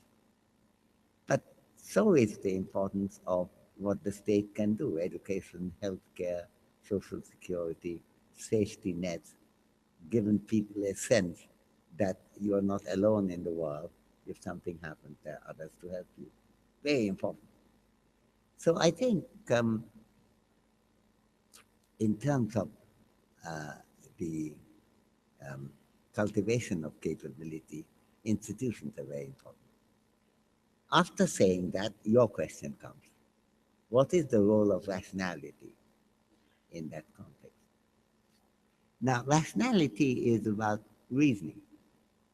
And unless you define rationality in a peculiar way like rational choice, which is, rational choice theories like the Holy Roman Empire, neither holy nor Roman nor empire, is not particularly about rationality, not particularly about choice, and it's not much of a theory. But rationality as use of reasoning, that's absolutely central to our individual life and in social life. And one of the arguments for education, of course, is exactly the same kind of reasoning. Because a lot of our failure comes from an odd kind of persistence of an unreasoned mode, which we may associate with the past, but which survive today because people have not really figured out that reasoning could make a big difference. So I think rationality is very central, and it's very important for that to happen, for capabilities to take its rightful position in our thinking. And they're linked. One of the reasons why I think undernourishment in India is so pernicious is because if you are undernourished at a very young age, your brain's development are badly affected. It's quite, there have been very many successful people in India going around running the Microsoft and running Deutsche Bank and running all kinds of places. But they come from a tiny layer of the society who happen to be lucky to get good education. And you can imagine the potential there is in the country if much wider group, in fact all of them, had good education, good ability to re-examine, full development of the brain. With my Nobel money, I started 2 trusts. When I got the Nobel money, I thought it was a great opportunity to start 2 trusts, one in India, one in Bangladesh. We deal with children mostly, and healthcare, education, and so on. And in that context, I've been to many schools to see. And one of the peculiar things is that many Indian schools, even when they have a right to go to the school, and there is a school, many of them are appearing there on an empty stomach. I can tell you one thing, it's very hard to do multiplication table on an empty stomach. I mean, I think there's a complementarity about our learning and reasoning and food, even as we discussed in the context of the expo. I think we need nourishment and so on. So I think reasoning opens up a matter of training, a matter of being well-nourished, matter of being well. Saluto, the fact that we regard salutation to be a matter of health. The peculiarity the word is used both for wishing someone well when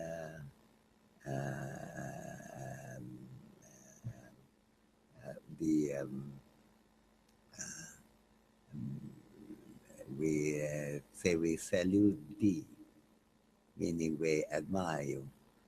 Not admire you because you have good health, but admire you become a general thing because we recognize the connection between health and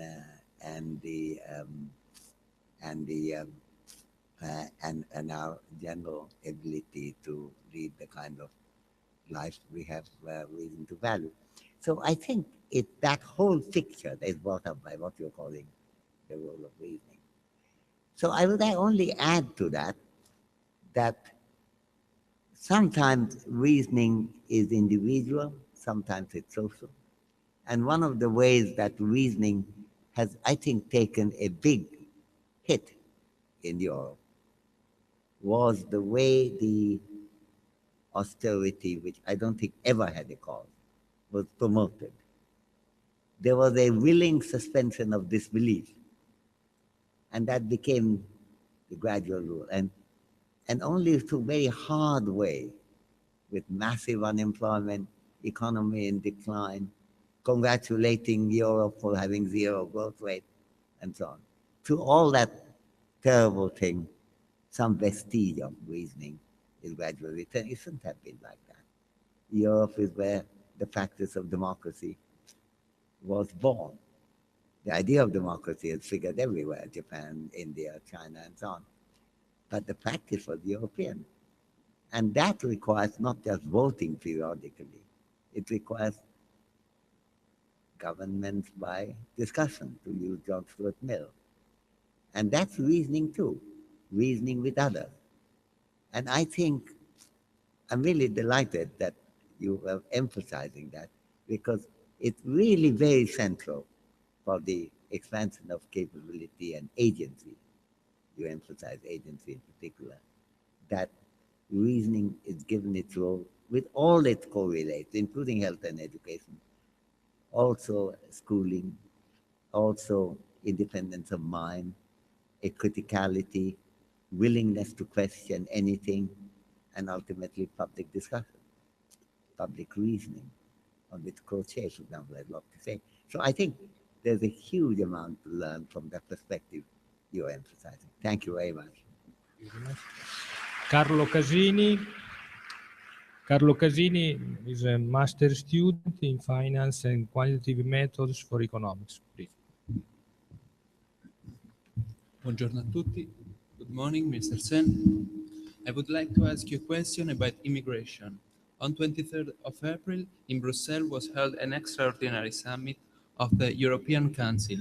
The same day, Amnesty International has demonstrated against the policy taken by Europe.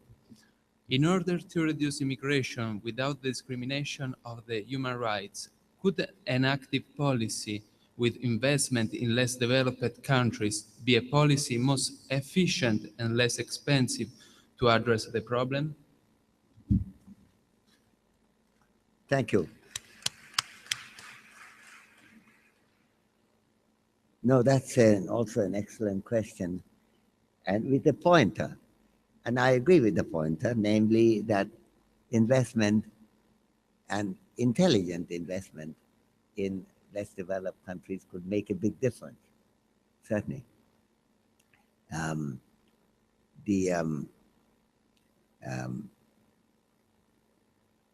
don't want to repeat what I said earlier, that policy has to be based on good reasoning. One of the causes of the fact that often aids are thought to be not doing good is because they have not often been thought through properly. So intelligently thought out assistance may well be one of the biggest ways of preventing that. You're absolutely right there. But we have to think about other issues too, including, whether it's possible to have a more open policy of borders coming and going and so on. These are issues of logistics. But you are going at the foundation, and that's right. But while I salute that, I also say that in addition, you have to think about the institution. Oddly, this is, unlike in the case of austerity, the immigration issue has certainly led to more public discussion in Europe than the austerity did. There are points of view coming from different angles, to some extent from the church itself, because of the universality in Christianity, which militates against the national point of view, a nationally restrictive point of view. So there has been a kind of ability to resist the harsh solutions which come in many people's mind immediately, in a way that didn't happen in the case of austerity. So this is a big debate, and you also the contribution to that. And the particular point you're making is one of the most important points to make. We don't have a clear solution with an adequate time scale on that. So that we have to recognize, so that we don't get disappointed. We have done that, in 3 years have gone, nothing has happened. That's a long-run solution. You have to deal with the short one in some way too. And I think is the primacy of reasoning and the primacy of critical scrutiny and skepticism of alleged solutions, which may not turn out to be a solution, that we have to come. With all that, what you're pointing to is a very good long-run approach to the question. Thank you. Thank you very much. Professor Milica Uvalic, Department of Economics.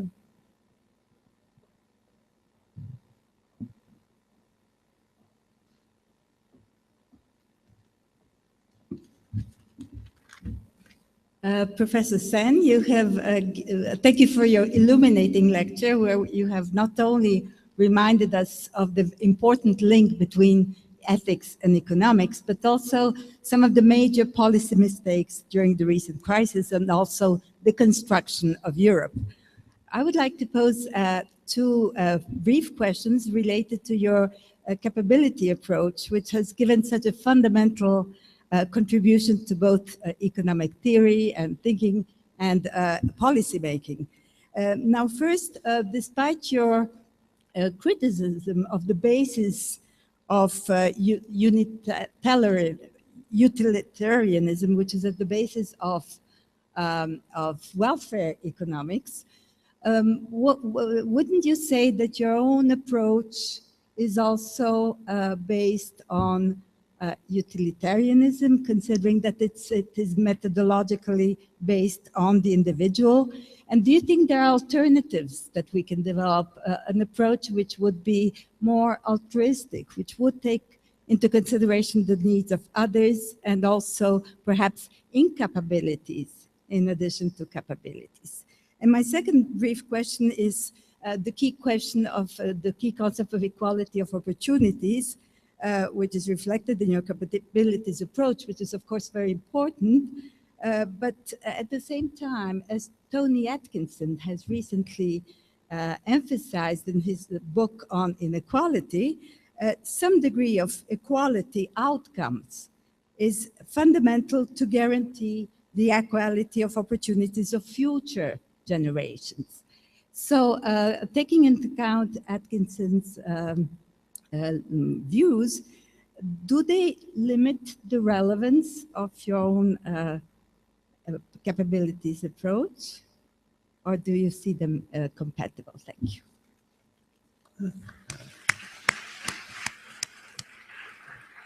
No, really excellent questions. First, about utilitarianism. You know, there are many things in utilitarianism that appeals to me, and there are some things which do not. When I was young in Calcutta reading my books, I often asked, why is it that Bentham, in particular, but also others, in the utilitarian tradition, I found strongly attractive and yet in some ways deeply repulsive. The attraction was one, for example, you mentioned that, the focus of the individual human being is very important, rather than ethics being social order, you know. I think the Holy Roman Emperor Frederick the Great said that justice must be done, even if everybody perishes. But that can't be a utilitarian approach. That's a crazy approach. And that can't be any idea of justice which takes no account of the individuals in it. So that's important. Bentham himself was very aware that institutions are very important, including the state, for the support of the individual. That's a positive thing also. Utilitarians also were skeptical of, say, we discussed that, on pain and suffering, saying punishing people could be just because punishment is important. His argument was punishment would be important, justified, since it causes pain, only by preventing other pain, other misdoings, and so on. And I think basically he was right on that. So all these are appealing when, at the age when I was reading at 13 or 14, appealed to me. But what did not appeal to me was the fact that a human being is judged not in the context of a reasoned scrutiny of what freedom the person has, but in terms of how happy the person is. Now, happiness is sometimes created in people's lives who don't have much opportunity of happiness, much reason for happiness. But you don't, if you lead a very poor life, you don't make it poorer still by weeping all the time. You try to create some joy in your life. Take, as they say in English, take pleasures in small mercies. And you do. I mean, when the famine was going on in India, and when somebody who had been starving for 2 weeks gets some food, I think the happiness that you see in their face and their life at that time is incredibly more than you could see in anywhere else. And yet you wouldn't say that that person is better off than others because he is so happy. Happiness is a very malleable objective, because happiness is also part of our strategy of living. We try to be happy in circumstances. You become ill, then you try to cultivate. When I had cancer at the age of 18, and I was told I had 15% chance of living for 5 years. Now that was 62 years ago, so I think I've done pretty well. But I had to create some happiness in my life, because it seemed very grim statistic. And it's also quite important to fight the disease, to stand up for the treatment and so on.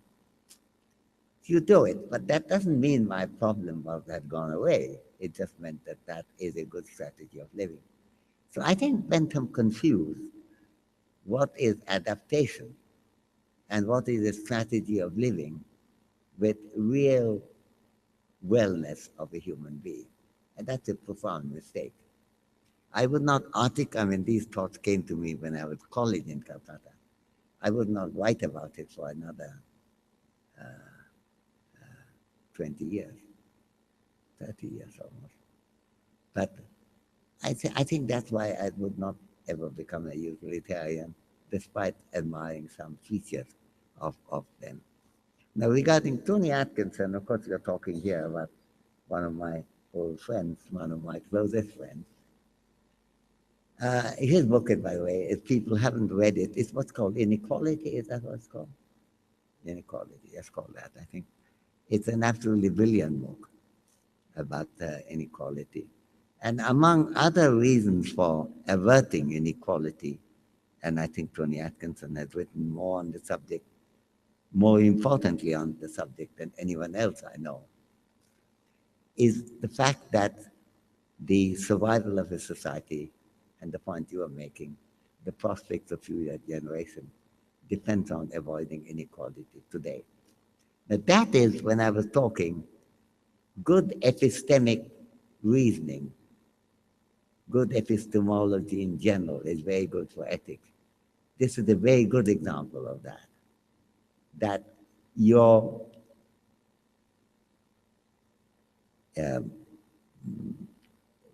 desire for, your praise of, your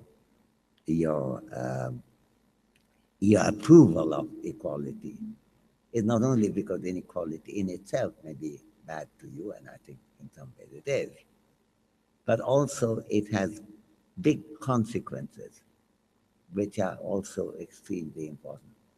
And I think the Atkinson book brings this out more clearly than anything else. We have had a lot of discussion on inequality. There are some of them good, like Thomas Piketty's book. It has made people aware that there are huge inequalities, but Piketty concentrates only on income inequality and only among the very rich and the rest. Whereas Atkinson is a much more general approach to inequality. I'm not decrying Piketty in his narrow focus. What he did is very nice, very important. But if you want to understand the basic characteristic of inequality and why is it so important in society, I think you can do no better than read that book of Atkinson to which you referred. But I see Atkinson, I hope soon, I will say that we were doing publicity for his book in Perugia, and I think well-deserved publicity indeed. Thank you. Very much. Giulia Bendolini, undergraduate student in economics. We have still many questions. So, good morning, Professor Sen. This is my question. With your studies, you have caused remarkable contribution to economical welfare theory, pointing out the reasons of famines and poverty, which we can observe in many developing countries. The 1st of May started Expo 2015, which slogan is Feed the Country, Energy for Life. Which are your expectations from Expo? And do you think that this meeting will be able to sensitize the world to take on disparity and poverty? Thank you. Explain a bit more. Say a bit more. I'm not fully sure that I've got the question. Yeah. You wanted me to repeat it? No, don't read it again. Just tell me. Okay. Which are your expectations from Expo? And do you think that this meeting will be able to sensitize the world to overcome the disparity and poverty? Okay. Thank you. Thank you very much.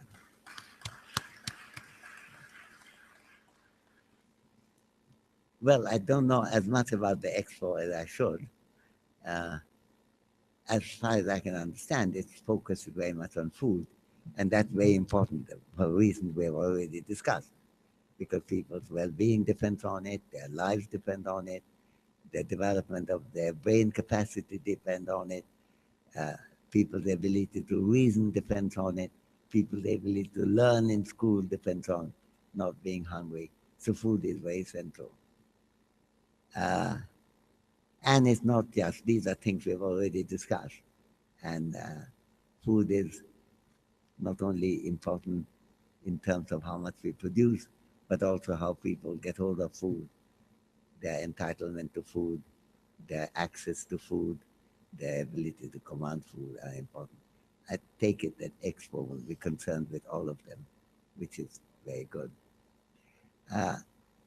I think the contribution of any one meeting like an Expo, any one event, if it does something very big on an important area, we should admire it rather than saying it's not complete. course it's not complete. But there have been expos. I've been to several, many decades ago. I've been to Brussels when I was an undergraduate, I think. The year after I came to Perugia, I think it was 1955, if I remember right. But they had no elevating theme for the world. They were just success of industry, success of economy, and so on. Celebratory rather than engaging. And the big thing about the expo that you and I are talking about is that it's not just celebratory, it's also engaging in our thought. So that's a great success. The particular area in which it's engaged is food, which is both very important for itself as well as important for what it does to human well-being, human agency, human capability, all the issues we have been discussing. And yet, it's also not the only thing we should be worried about. There are problems of disease spread, there are problems of patent rights. How can you get people more incentive to develop medicine for illnesses from which only poor people suffer? How could you make it more accessible across the world? How could people have doctors in countries where there are very few doctors trained? All those problems remain. So I think the way to salute Expo is not just to say food is the central thing in the world, but to say food is a very important thing in the world, and the Expo is an illustration of how an important problem could be captured from many different perspectives in this. And if there are other things like healthcare, social security arrangements, and so on, they are not in tension with the focus on food, because you can't discuss everything in every exposition that you happen to have. So that's the way I would look at it. It's a pointer, it's an incitement to think more, and it's an example, a very important example of how clear-headed thinking and clear-headed policy making could make a big difference. So thank you for raising that question.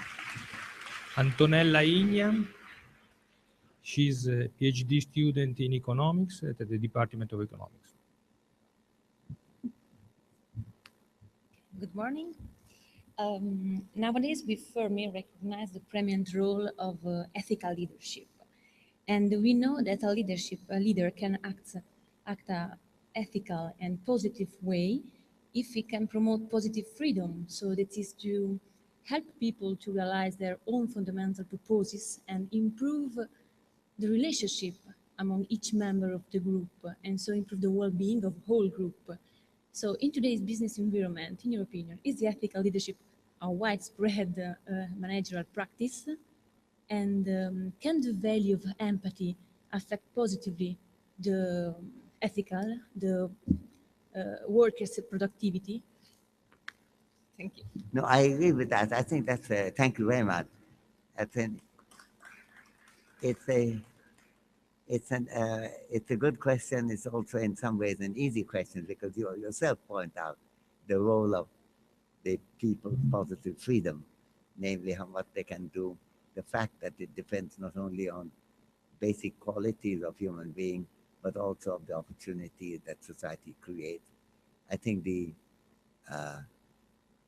individual positive freedom being a social commitment is really central feature.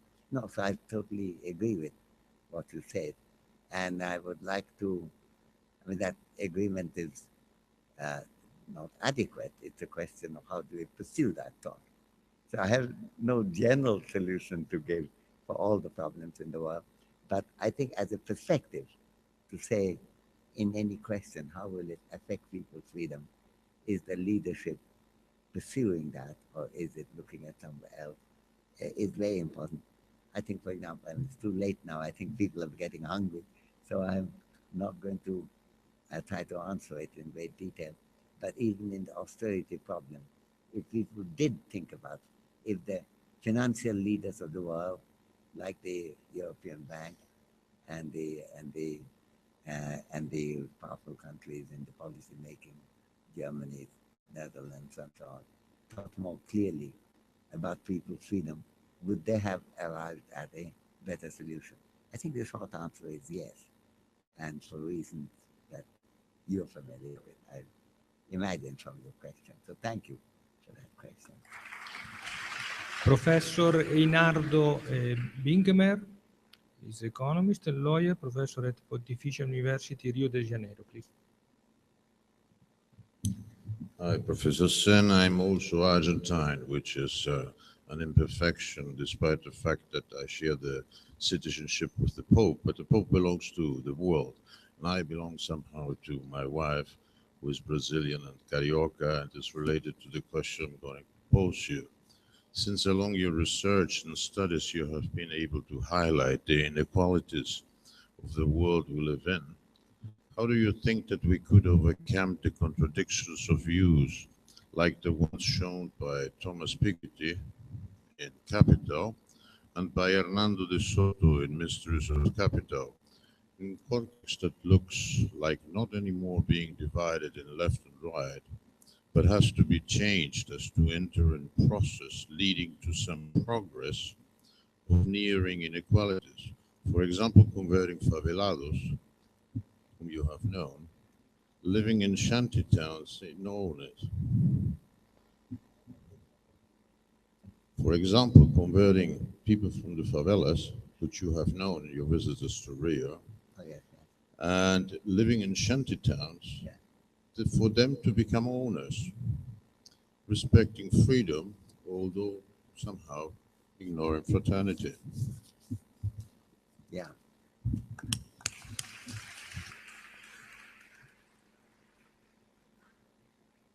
Yes, I think we are very much on the same wavelength there, and as you know, I think we have coincided in Brazil sometime when I visited there. And I've always been impressed by the extent to which the thinking in Brazil have been gone in a deep direction, starting from a position where it had a great market success without getting enough on that. I think of the period of the 60s and the 70s, and to some extent in the 80s, when the Brazilian economy was going very fast, but the benefits were not reaching the proportion of population. A friend of mine, whom I'm sure you knew, who I miss very much now, even now, Celso Furtado, was one of those persons writing about the lack of connection that the success in economy and the success in human life had emerged in Brazil. But then actually that changed to where the intellectual criticism, I think, of the kind that you're referring to, played a big part. I mean, this was true even at the time of Cardoso and so on. The leadership was bringing in a lot of things that had been neglected in the past. So I would say countries like India has a lot to learn from the kind of turn in the Brazilian experience, because it so happened that the turn that we see with the, I mean, this is really going into detail, with the kind of Cardoso period hasn't happened in India. It's still pursuing just economic growth. And ultimately, it's not very successful for that reason. It may have 6-7% growth rate, may become the second fast growing in the world, but A, its benefits are not adequately shared, and B, it remains vulnerable to stagnation of the kind that gradually has crept in. Stagnation in the world outside Europe, of course, doesn't mean 0%. It means 3 or 4% growth rate, but which actually Brazil is also going through now, and there are many policy changes are needed. I think Brazil brings out, if you look at the history over the decades, on one side, the importance of the perspective of human capability development, human agency development of the kind we have discussed, as well as good industrial policy, good economic policy. And I think, I mean, it's too late this morning to discuss that in detail, I could see that in some ways the problems have come, the Brazilian economy, from both sides. And the successes have come also from both sides. I think it's a matter of great pride to many economists that the Latin American experience has provided really interesting input into the understanding of political economy in the world. And that's a perspective that has not been sufficiently used. I think it's been too Eurocentric or the United States centric. And there's enormous difference in performance of the Latin American economies over the years. And they're very important to bear in mind. When in 1990, the Human Development Report was started by my Pakistani friend, Mahbubul Haq, classmate of mine, close friend with whom I helped to do it. Already it was clear that some countries in Latin America, like Costa Rica, with much lower income than the United States, had a higher life expectancy and many other bigger achievements. That perspective had been missed out. So I think I would confidently predict that over the coming decade, the insights from Latin American economic experience and Latin American economic thinking would be a much bigger part of economics education rather narrowly Anglo-American base that we happen to have right now. So thank you for raising that question. Alessio Lanfaloni is an undergraduate student in economics.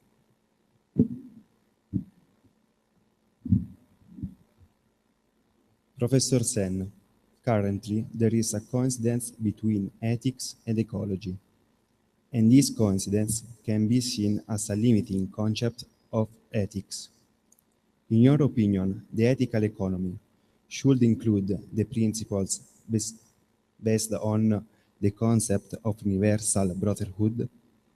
In this regard, the economic and sociological literature has developed the concept of relational goods.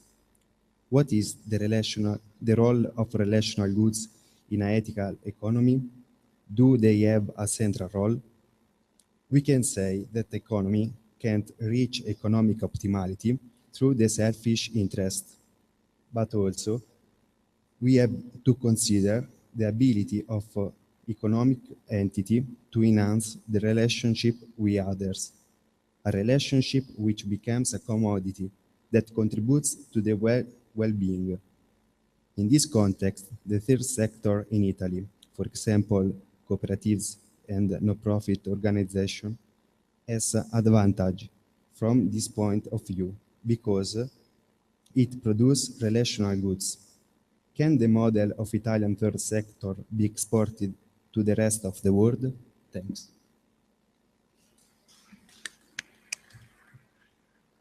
Now, relational good is a good technical concept, and I think some people may not be familiar, so let me explain. You see, sometimes our ability to enjoy something depends on our position vis-a-vis that of others. So it's our relation with others affects our relation with commodities.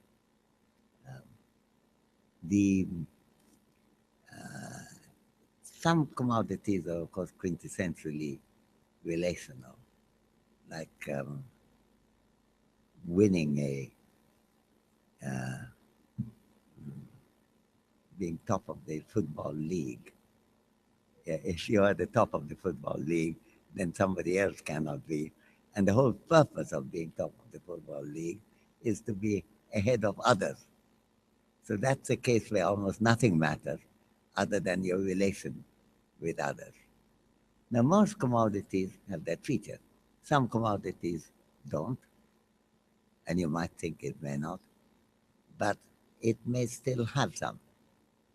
Like food, you might think that if you have more food when you're hungry, no matter whether other people have enough food, doesn't make any difference. That's not relational. And yet it could.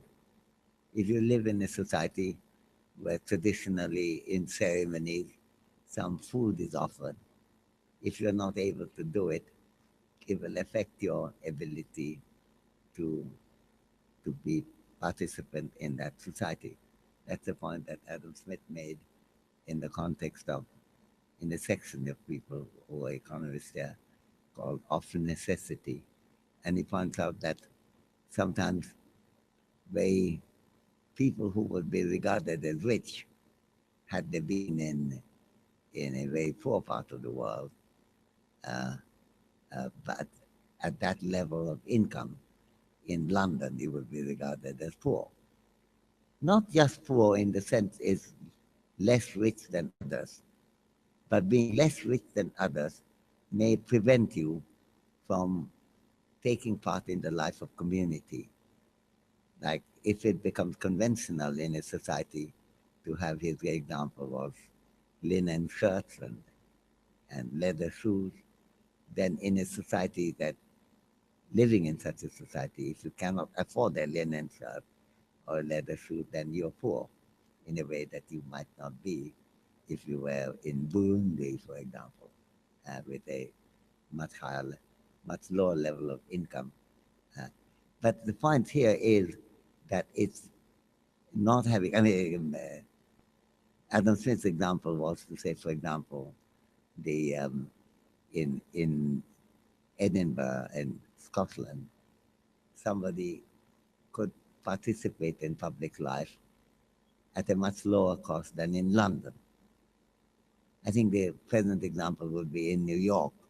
If your child went to a school where everybody's parents have a television or cable connection, your child may feel unable to participate in school discussion, not because he is hungry, but because it's he can't participate in the discussion about what was on in a cable television if everybody else had that. It also has the effect that sometimes these become so much of a priority that even things like food may be affected by your being relatively poor. It's a point that Adam Smith made with great clarity. And actually, my first research student, who actually happened to be an Italian, who died last year, a very fine intellectual, Luigi Spaventa, who was a professor at Rome. He was researching with me on Mezzogiorno and the problem in this. And he also mentioned how the relational aspect had tended to dominate people's consumption pattern in a way that basic nutritional adequacy was also questioned. So that's the kind of use of reasoning of a Smithian kind. So relational goods are really very central to understanding a situation in the world. Now, I'm not able to capture all of it in a talk like that, but I'm glad you point to that reference. And in the world, it's also happened this, like that if you take a country like India or Thailand or Bangladesh, the rich, since they're connected with the world, had a consumption pattern that is maybe more indicative of New York or Paris and London or Rome. And that, of course, means in the context of Bangladesh, you may need a much greater income in order to feel you're sufficiently rich. And that kind of affects the situation in Bangladesh badly. So the relational good as a perspective, as a part of the epistemology of economics, is a very central issue. And I'm glad you brought that out. I mean, since we spend we begin the summer, I began the summer with my wife in May and coming to Italy, places like Perugia and sometime in Venice. and then we spend a month at the end of the summer in Sabaudia. It's interesting how, if you look at the people like empty beaches. So one of the because the enjoyment of a beach depends on whether you know something which others don't, namely that there's an empty beach, you can go there. But if you can't generate the lack of knowledge, there may be a problem still if people can't get in there. So one of the interesting things, as I walk up and down the beach from my hotel, I can see how the complexity in reaching the beach from the road, from Lungomai, that generates the emptiness of some beaches compared with the others. So then it's a relational success, because the beach is much the same. And it depends on whether you are there when 1,000 other people are also not there. So the relational good perspective is present in our thought all the time. And it's one of the more interesting things that economics there does. It has very extensive ethical relevance, but I'm too hungry at this time to be able to go into that subject now. Thank you very much. Fabio Ricci, undergraduate student in communicational sciences.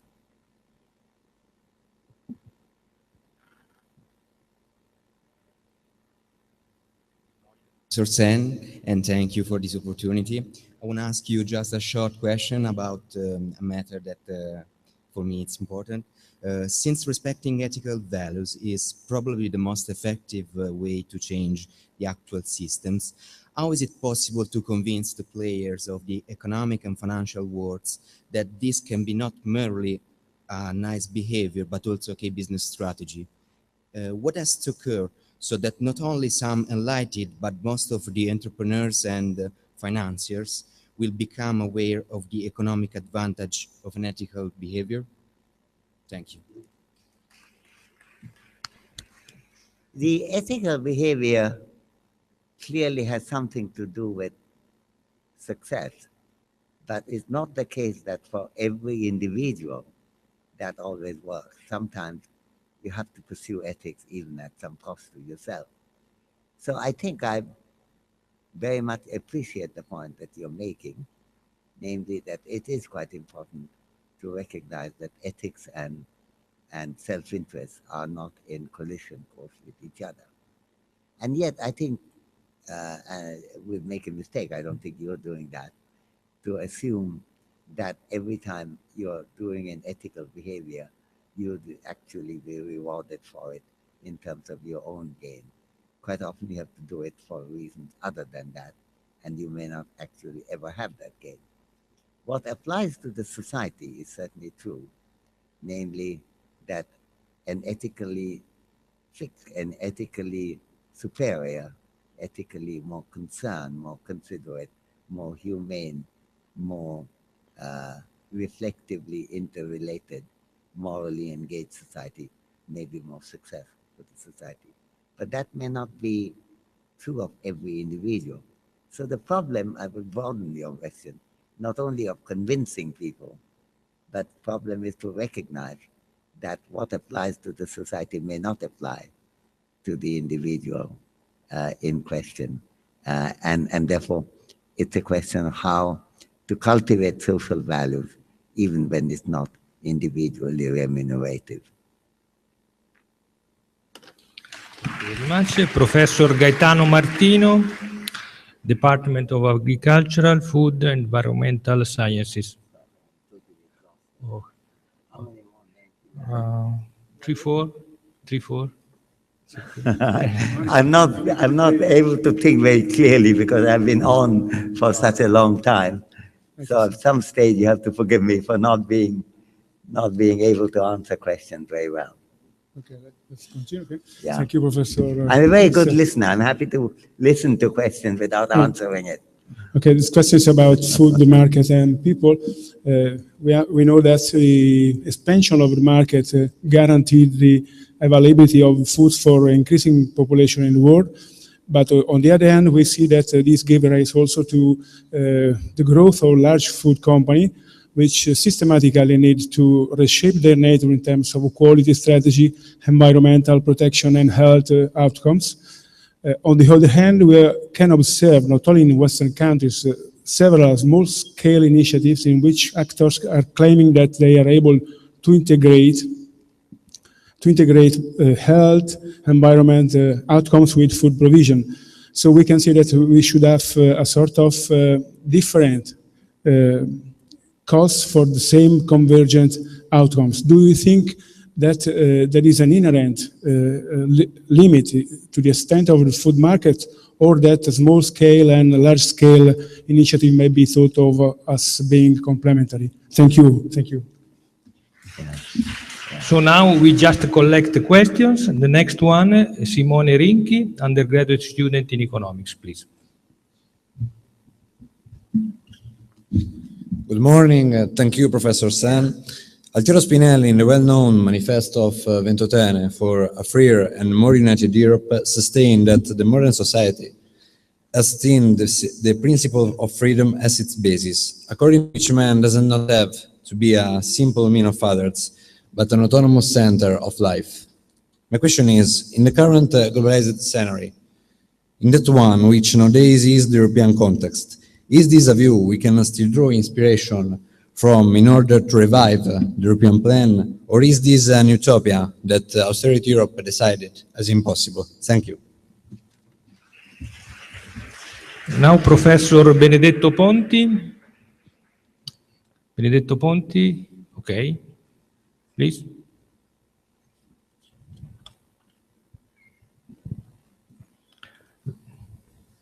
Lecturer at the Administrative Law Department of Political Science. Thank you, Professor Sen. Speaking about the European Union, you said that the euro, the monetary union, was a bad idea and the very worst first step towards the construction of political and institutional union between the different countries in Europe. You also suggest that in Europe as a whole, but also in any single country, we need a more democracy, in the sense of more open and public discussion. Now the question is, within this public discussion, the option or the case for a cooperative breakup of the monetary union is an option that deserves to be discussed. It is an option that has a legitimacy, given that the dominant nation, Germany, is unwilling to achieve the more integrated union that is the only way for the monetary union effectively works. In other words, are we sure that a coordinated euro breakup is the worst case scenario we face, to be avoided at any cost, as many times as repeated Mr. Draghi? Or rather, the worst scenario is effectively that the things remain as they are just now. No way out from austerity, many years ahead of high unemployment, no room for public investment, ever less public money for fundamental public service like health, education, and so on, and ever lower wage. Thank you. Now, Olimpia Bartolucci, member of the Scientific Committee of the National Center for Book and Reading. Thank you very much.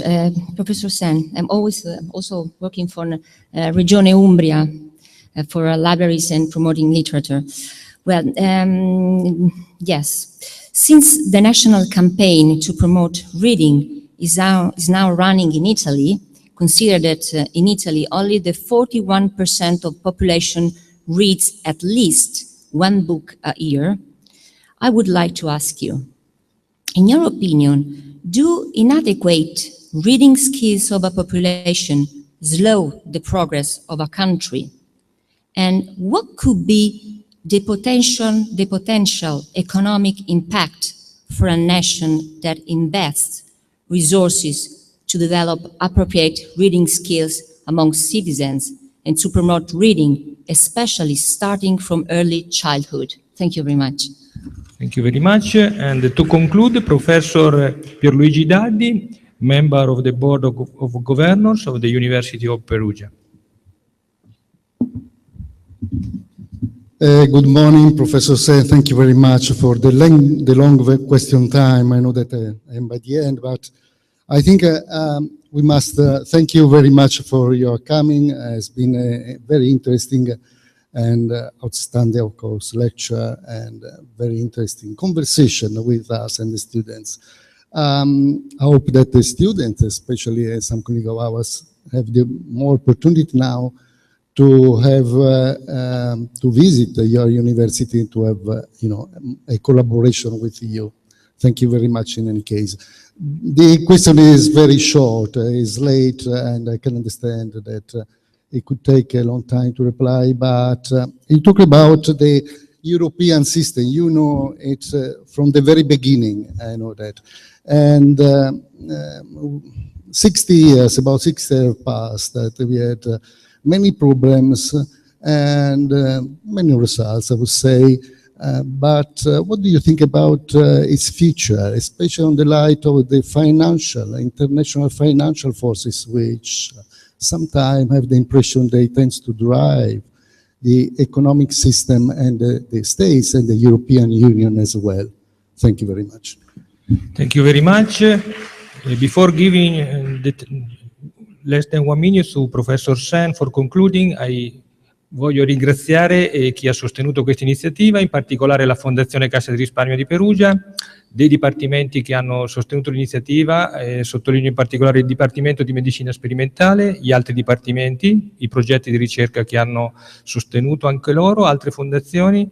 I leave the microphone to Professor Sen for the final 1 minute final. Thank you very much, Professor. Thank you. Well, actually, basically, they're such rich and varying questions that my ability to deal with them in a limited amount of time is not going to be very large. I want to thank you very much for raising these issues. I think some of them are very central to what I've been talking about. I think I'll put the first two questions definitely in that category, including the last question about the future of the system there. But if I had more time, I could have probably not say something, but chat about it. Chatting is the best way of dealing with anything rather than lecturing. So I think that would have been a good thing. So I will just separate and comment on two of the other questions. One was about the question about reading skills. And it's a very, it's really extraordinary how big the impact of reading skill is on human life. I think if you judge the importance of a question by saying what difference it makes a big difference.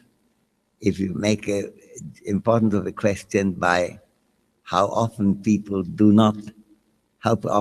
fail to see it significant, I think it's again enormously important to do that. And there have been great people who missed it. To give an example, from my own country, and undoubtedly a great human being, a great leader, a great political thinker, Mahatma Gandhi, was very skeptical of reading skill. And I think he got it completely wrong. And there was a debate between him and another great Indian, namely Tagore, on the importance, where he argued with Gandhi that he thought that nearly every problem in India arises from the inability of people to read and write. Now you get two polar views on that. I'm somewhat closer to Tagore's side in that. Namely, I think Gandhi definitely underestimated it. I think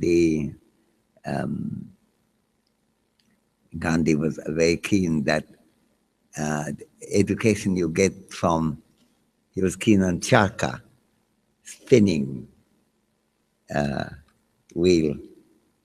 You turn around, and he did it half an hour a day, and Tagore wrote saying, Rabindranath Tagore, the poet, he was also the first Nobel laureate in Asia, I think.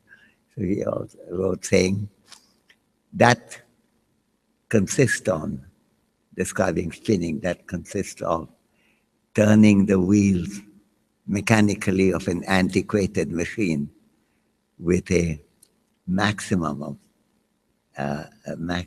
of effort and a minimum of thought. And I think the argument is that that could not be a solution. Now, Gandhi himself was very aware that thinking was very, very big. I think big people, great people, sometimes miss out big things, and this would be one of them I would mention. And I think the reading skills reach is very big. I think no country has suffered as much, I believe, as India has from not putting focus on that. When the British left India, 13%, 1/3 of the population only was literate.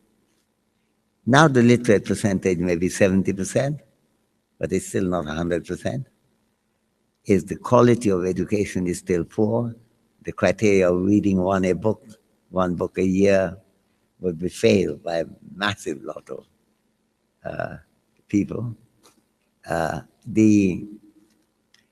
I think the importance of reading, with which writing, of course, also goes, is that it helps you to learn about the world, it helps you to reason, it helps you to recognize that solutions depend in your mind, in your thinking.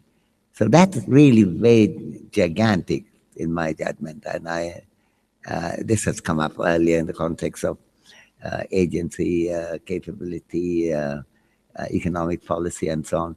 And I think this is the basic failure of India not to go for education skill. It has tended to be, because of the hierarchical nature of the society, that some people get an enormous amount of skill and education, others get almost nothing.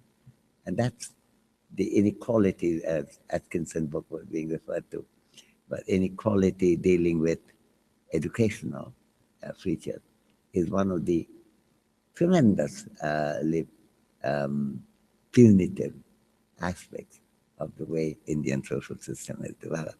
So I salute that question very much. I think the European democracy issue, that's the other thing I thought might comment on. I think the failure of thinking of it, I have to say, is really very striking. And I have enough faith in the Enlightenment perspective that talking with each other is curative, to think that this could be prevented. If you imagine you have a European Union, the idea that somehow a common currency could be a good way of getting there, first step. I mean, that's really as feeble a thought as you can imagine. What is the result now, today? Because mark is undervalued, the Germans could sell almost anything. The Greeks are overvalued, they can't sell anything at all, and they can't have an adjustment. And is this a good way of generating European unity? If Greeks can't open their mouth without talking about German tyranny, and Germans can't open their mouth without talking about the lazy Greeks, even though most Greeks work pretty hard and look for jobs to work hard. That is not what Ateneo was about. So that was a complete derailment of the stepwise procedure. Surely you have to do it by steps. We know that Rome wasn't built in a day, but it's a question of what you build first. And I think the sequencing went completely wrong with the financial priority in Europe. The idea was that you have a sense of unity, you have a more democratic unity, you have more public discussions with each other, and so on. Now, take another example. the German thinking is very much affected, and Germany has done fabulously well since the war. And I visited it shortly after the war, and the way that it's constructed is enormous compliment to the human innovativeness, capability, and ability to do things. But then you have to need, and by the way, East-West unity. There was a major thing when it happened, when Kohl first did it. The rest of the world was extremely skeptical. But it happened successfully. What goes wrong is to carry that message onto Europe. What is the difference? When East and West combine, some Germans, as Chancellor Merkel has pointed out many times, made big sacrifices. But who were making the sacrifice? It was primarily West Germans, who were the richer part of the economy, in order to pull the East German up. Not putting the heap of sacrifice on Greece, Portugal, and Spain. That's nothing to do with the East-West unity. So not to see the disanalogy between it is a failure of reasoning. So somebody questioned, we have had so many interesting questions about the importance of reasoning.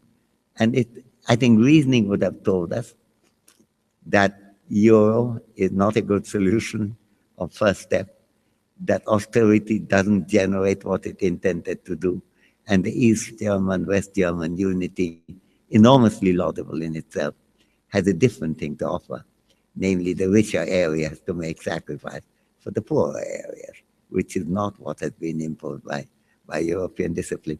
So I think our faith in reasoning remains. The democracy as a way of reasoning with others remains a very important feature. And all these are, I see, as part of the tradition that European Enlightenment created. And quite a lot of the problems that we see in Europe today is a kind of deliberate tradition of scrutiny and reasoning and public discussion and arriving at a solution by chatting with each other rather than some people ordering things. You have to do that. I mean, this idea that a financial boss can tell the prime minister of a country, these are the things you have to do. There's something extraordinarily difficult to imagine in that. Now, I end on that note. Thank you.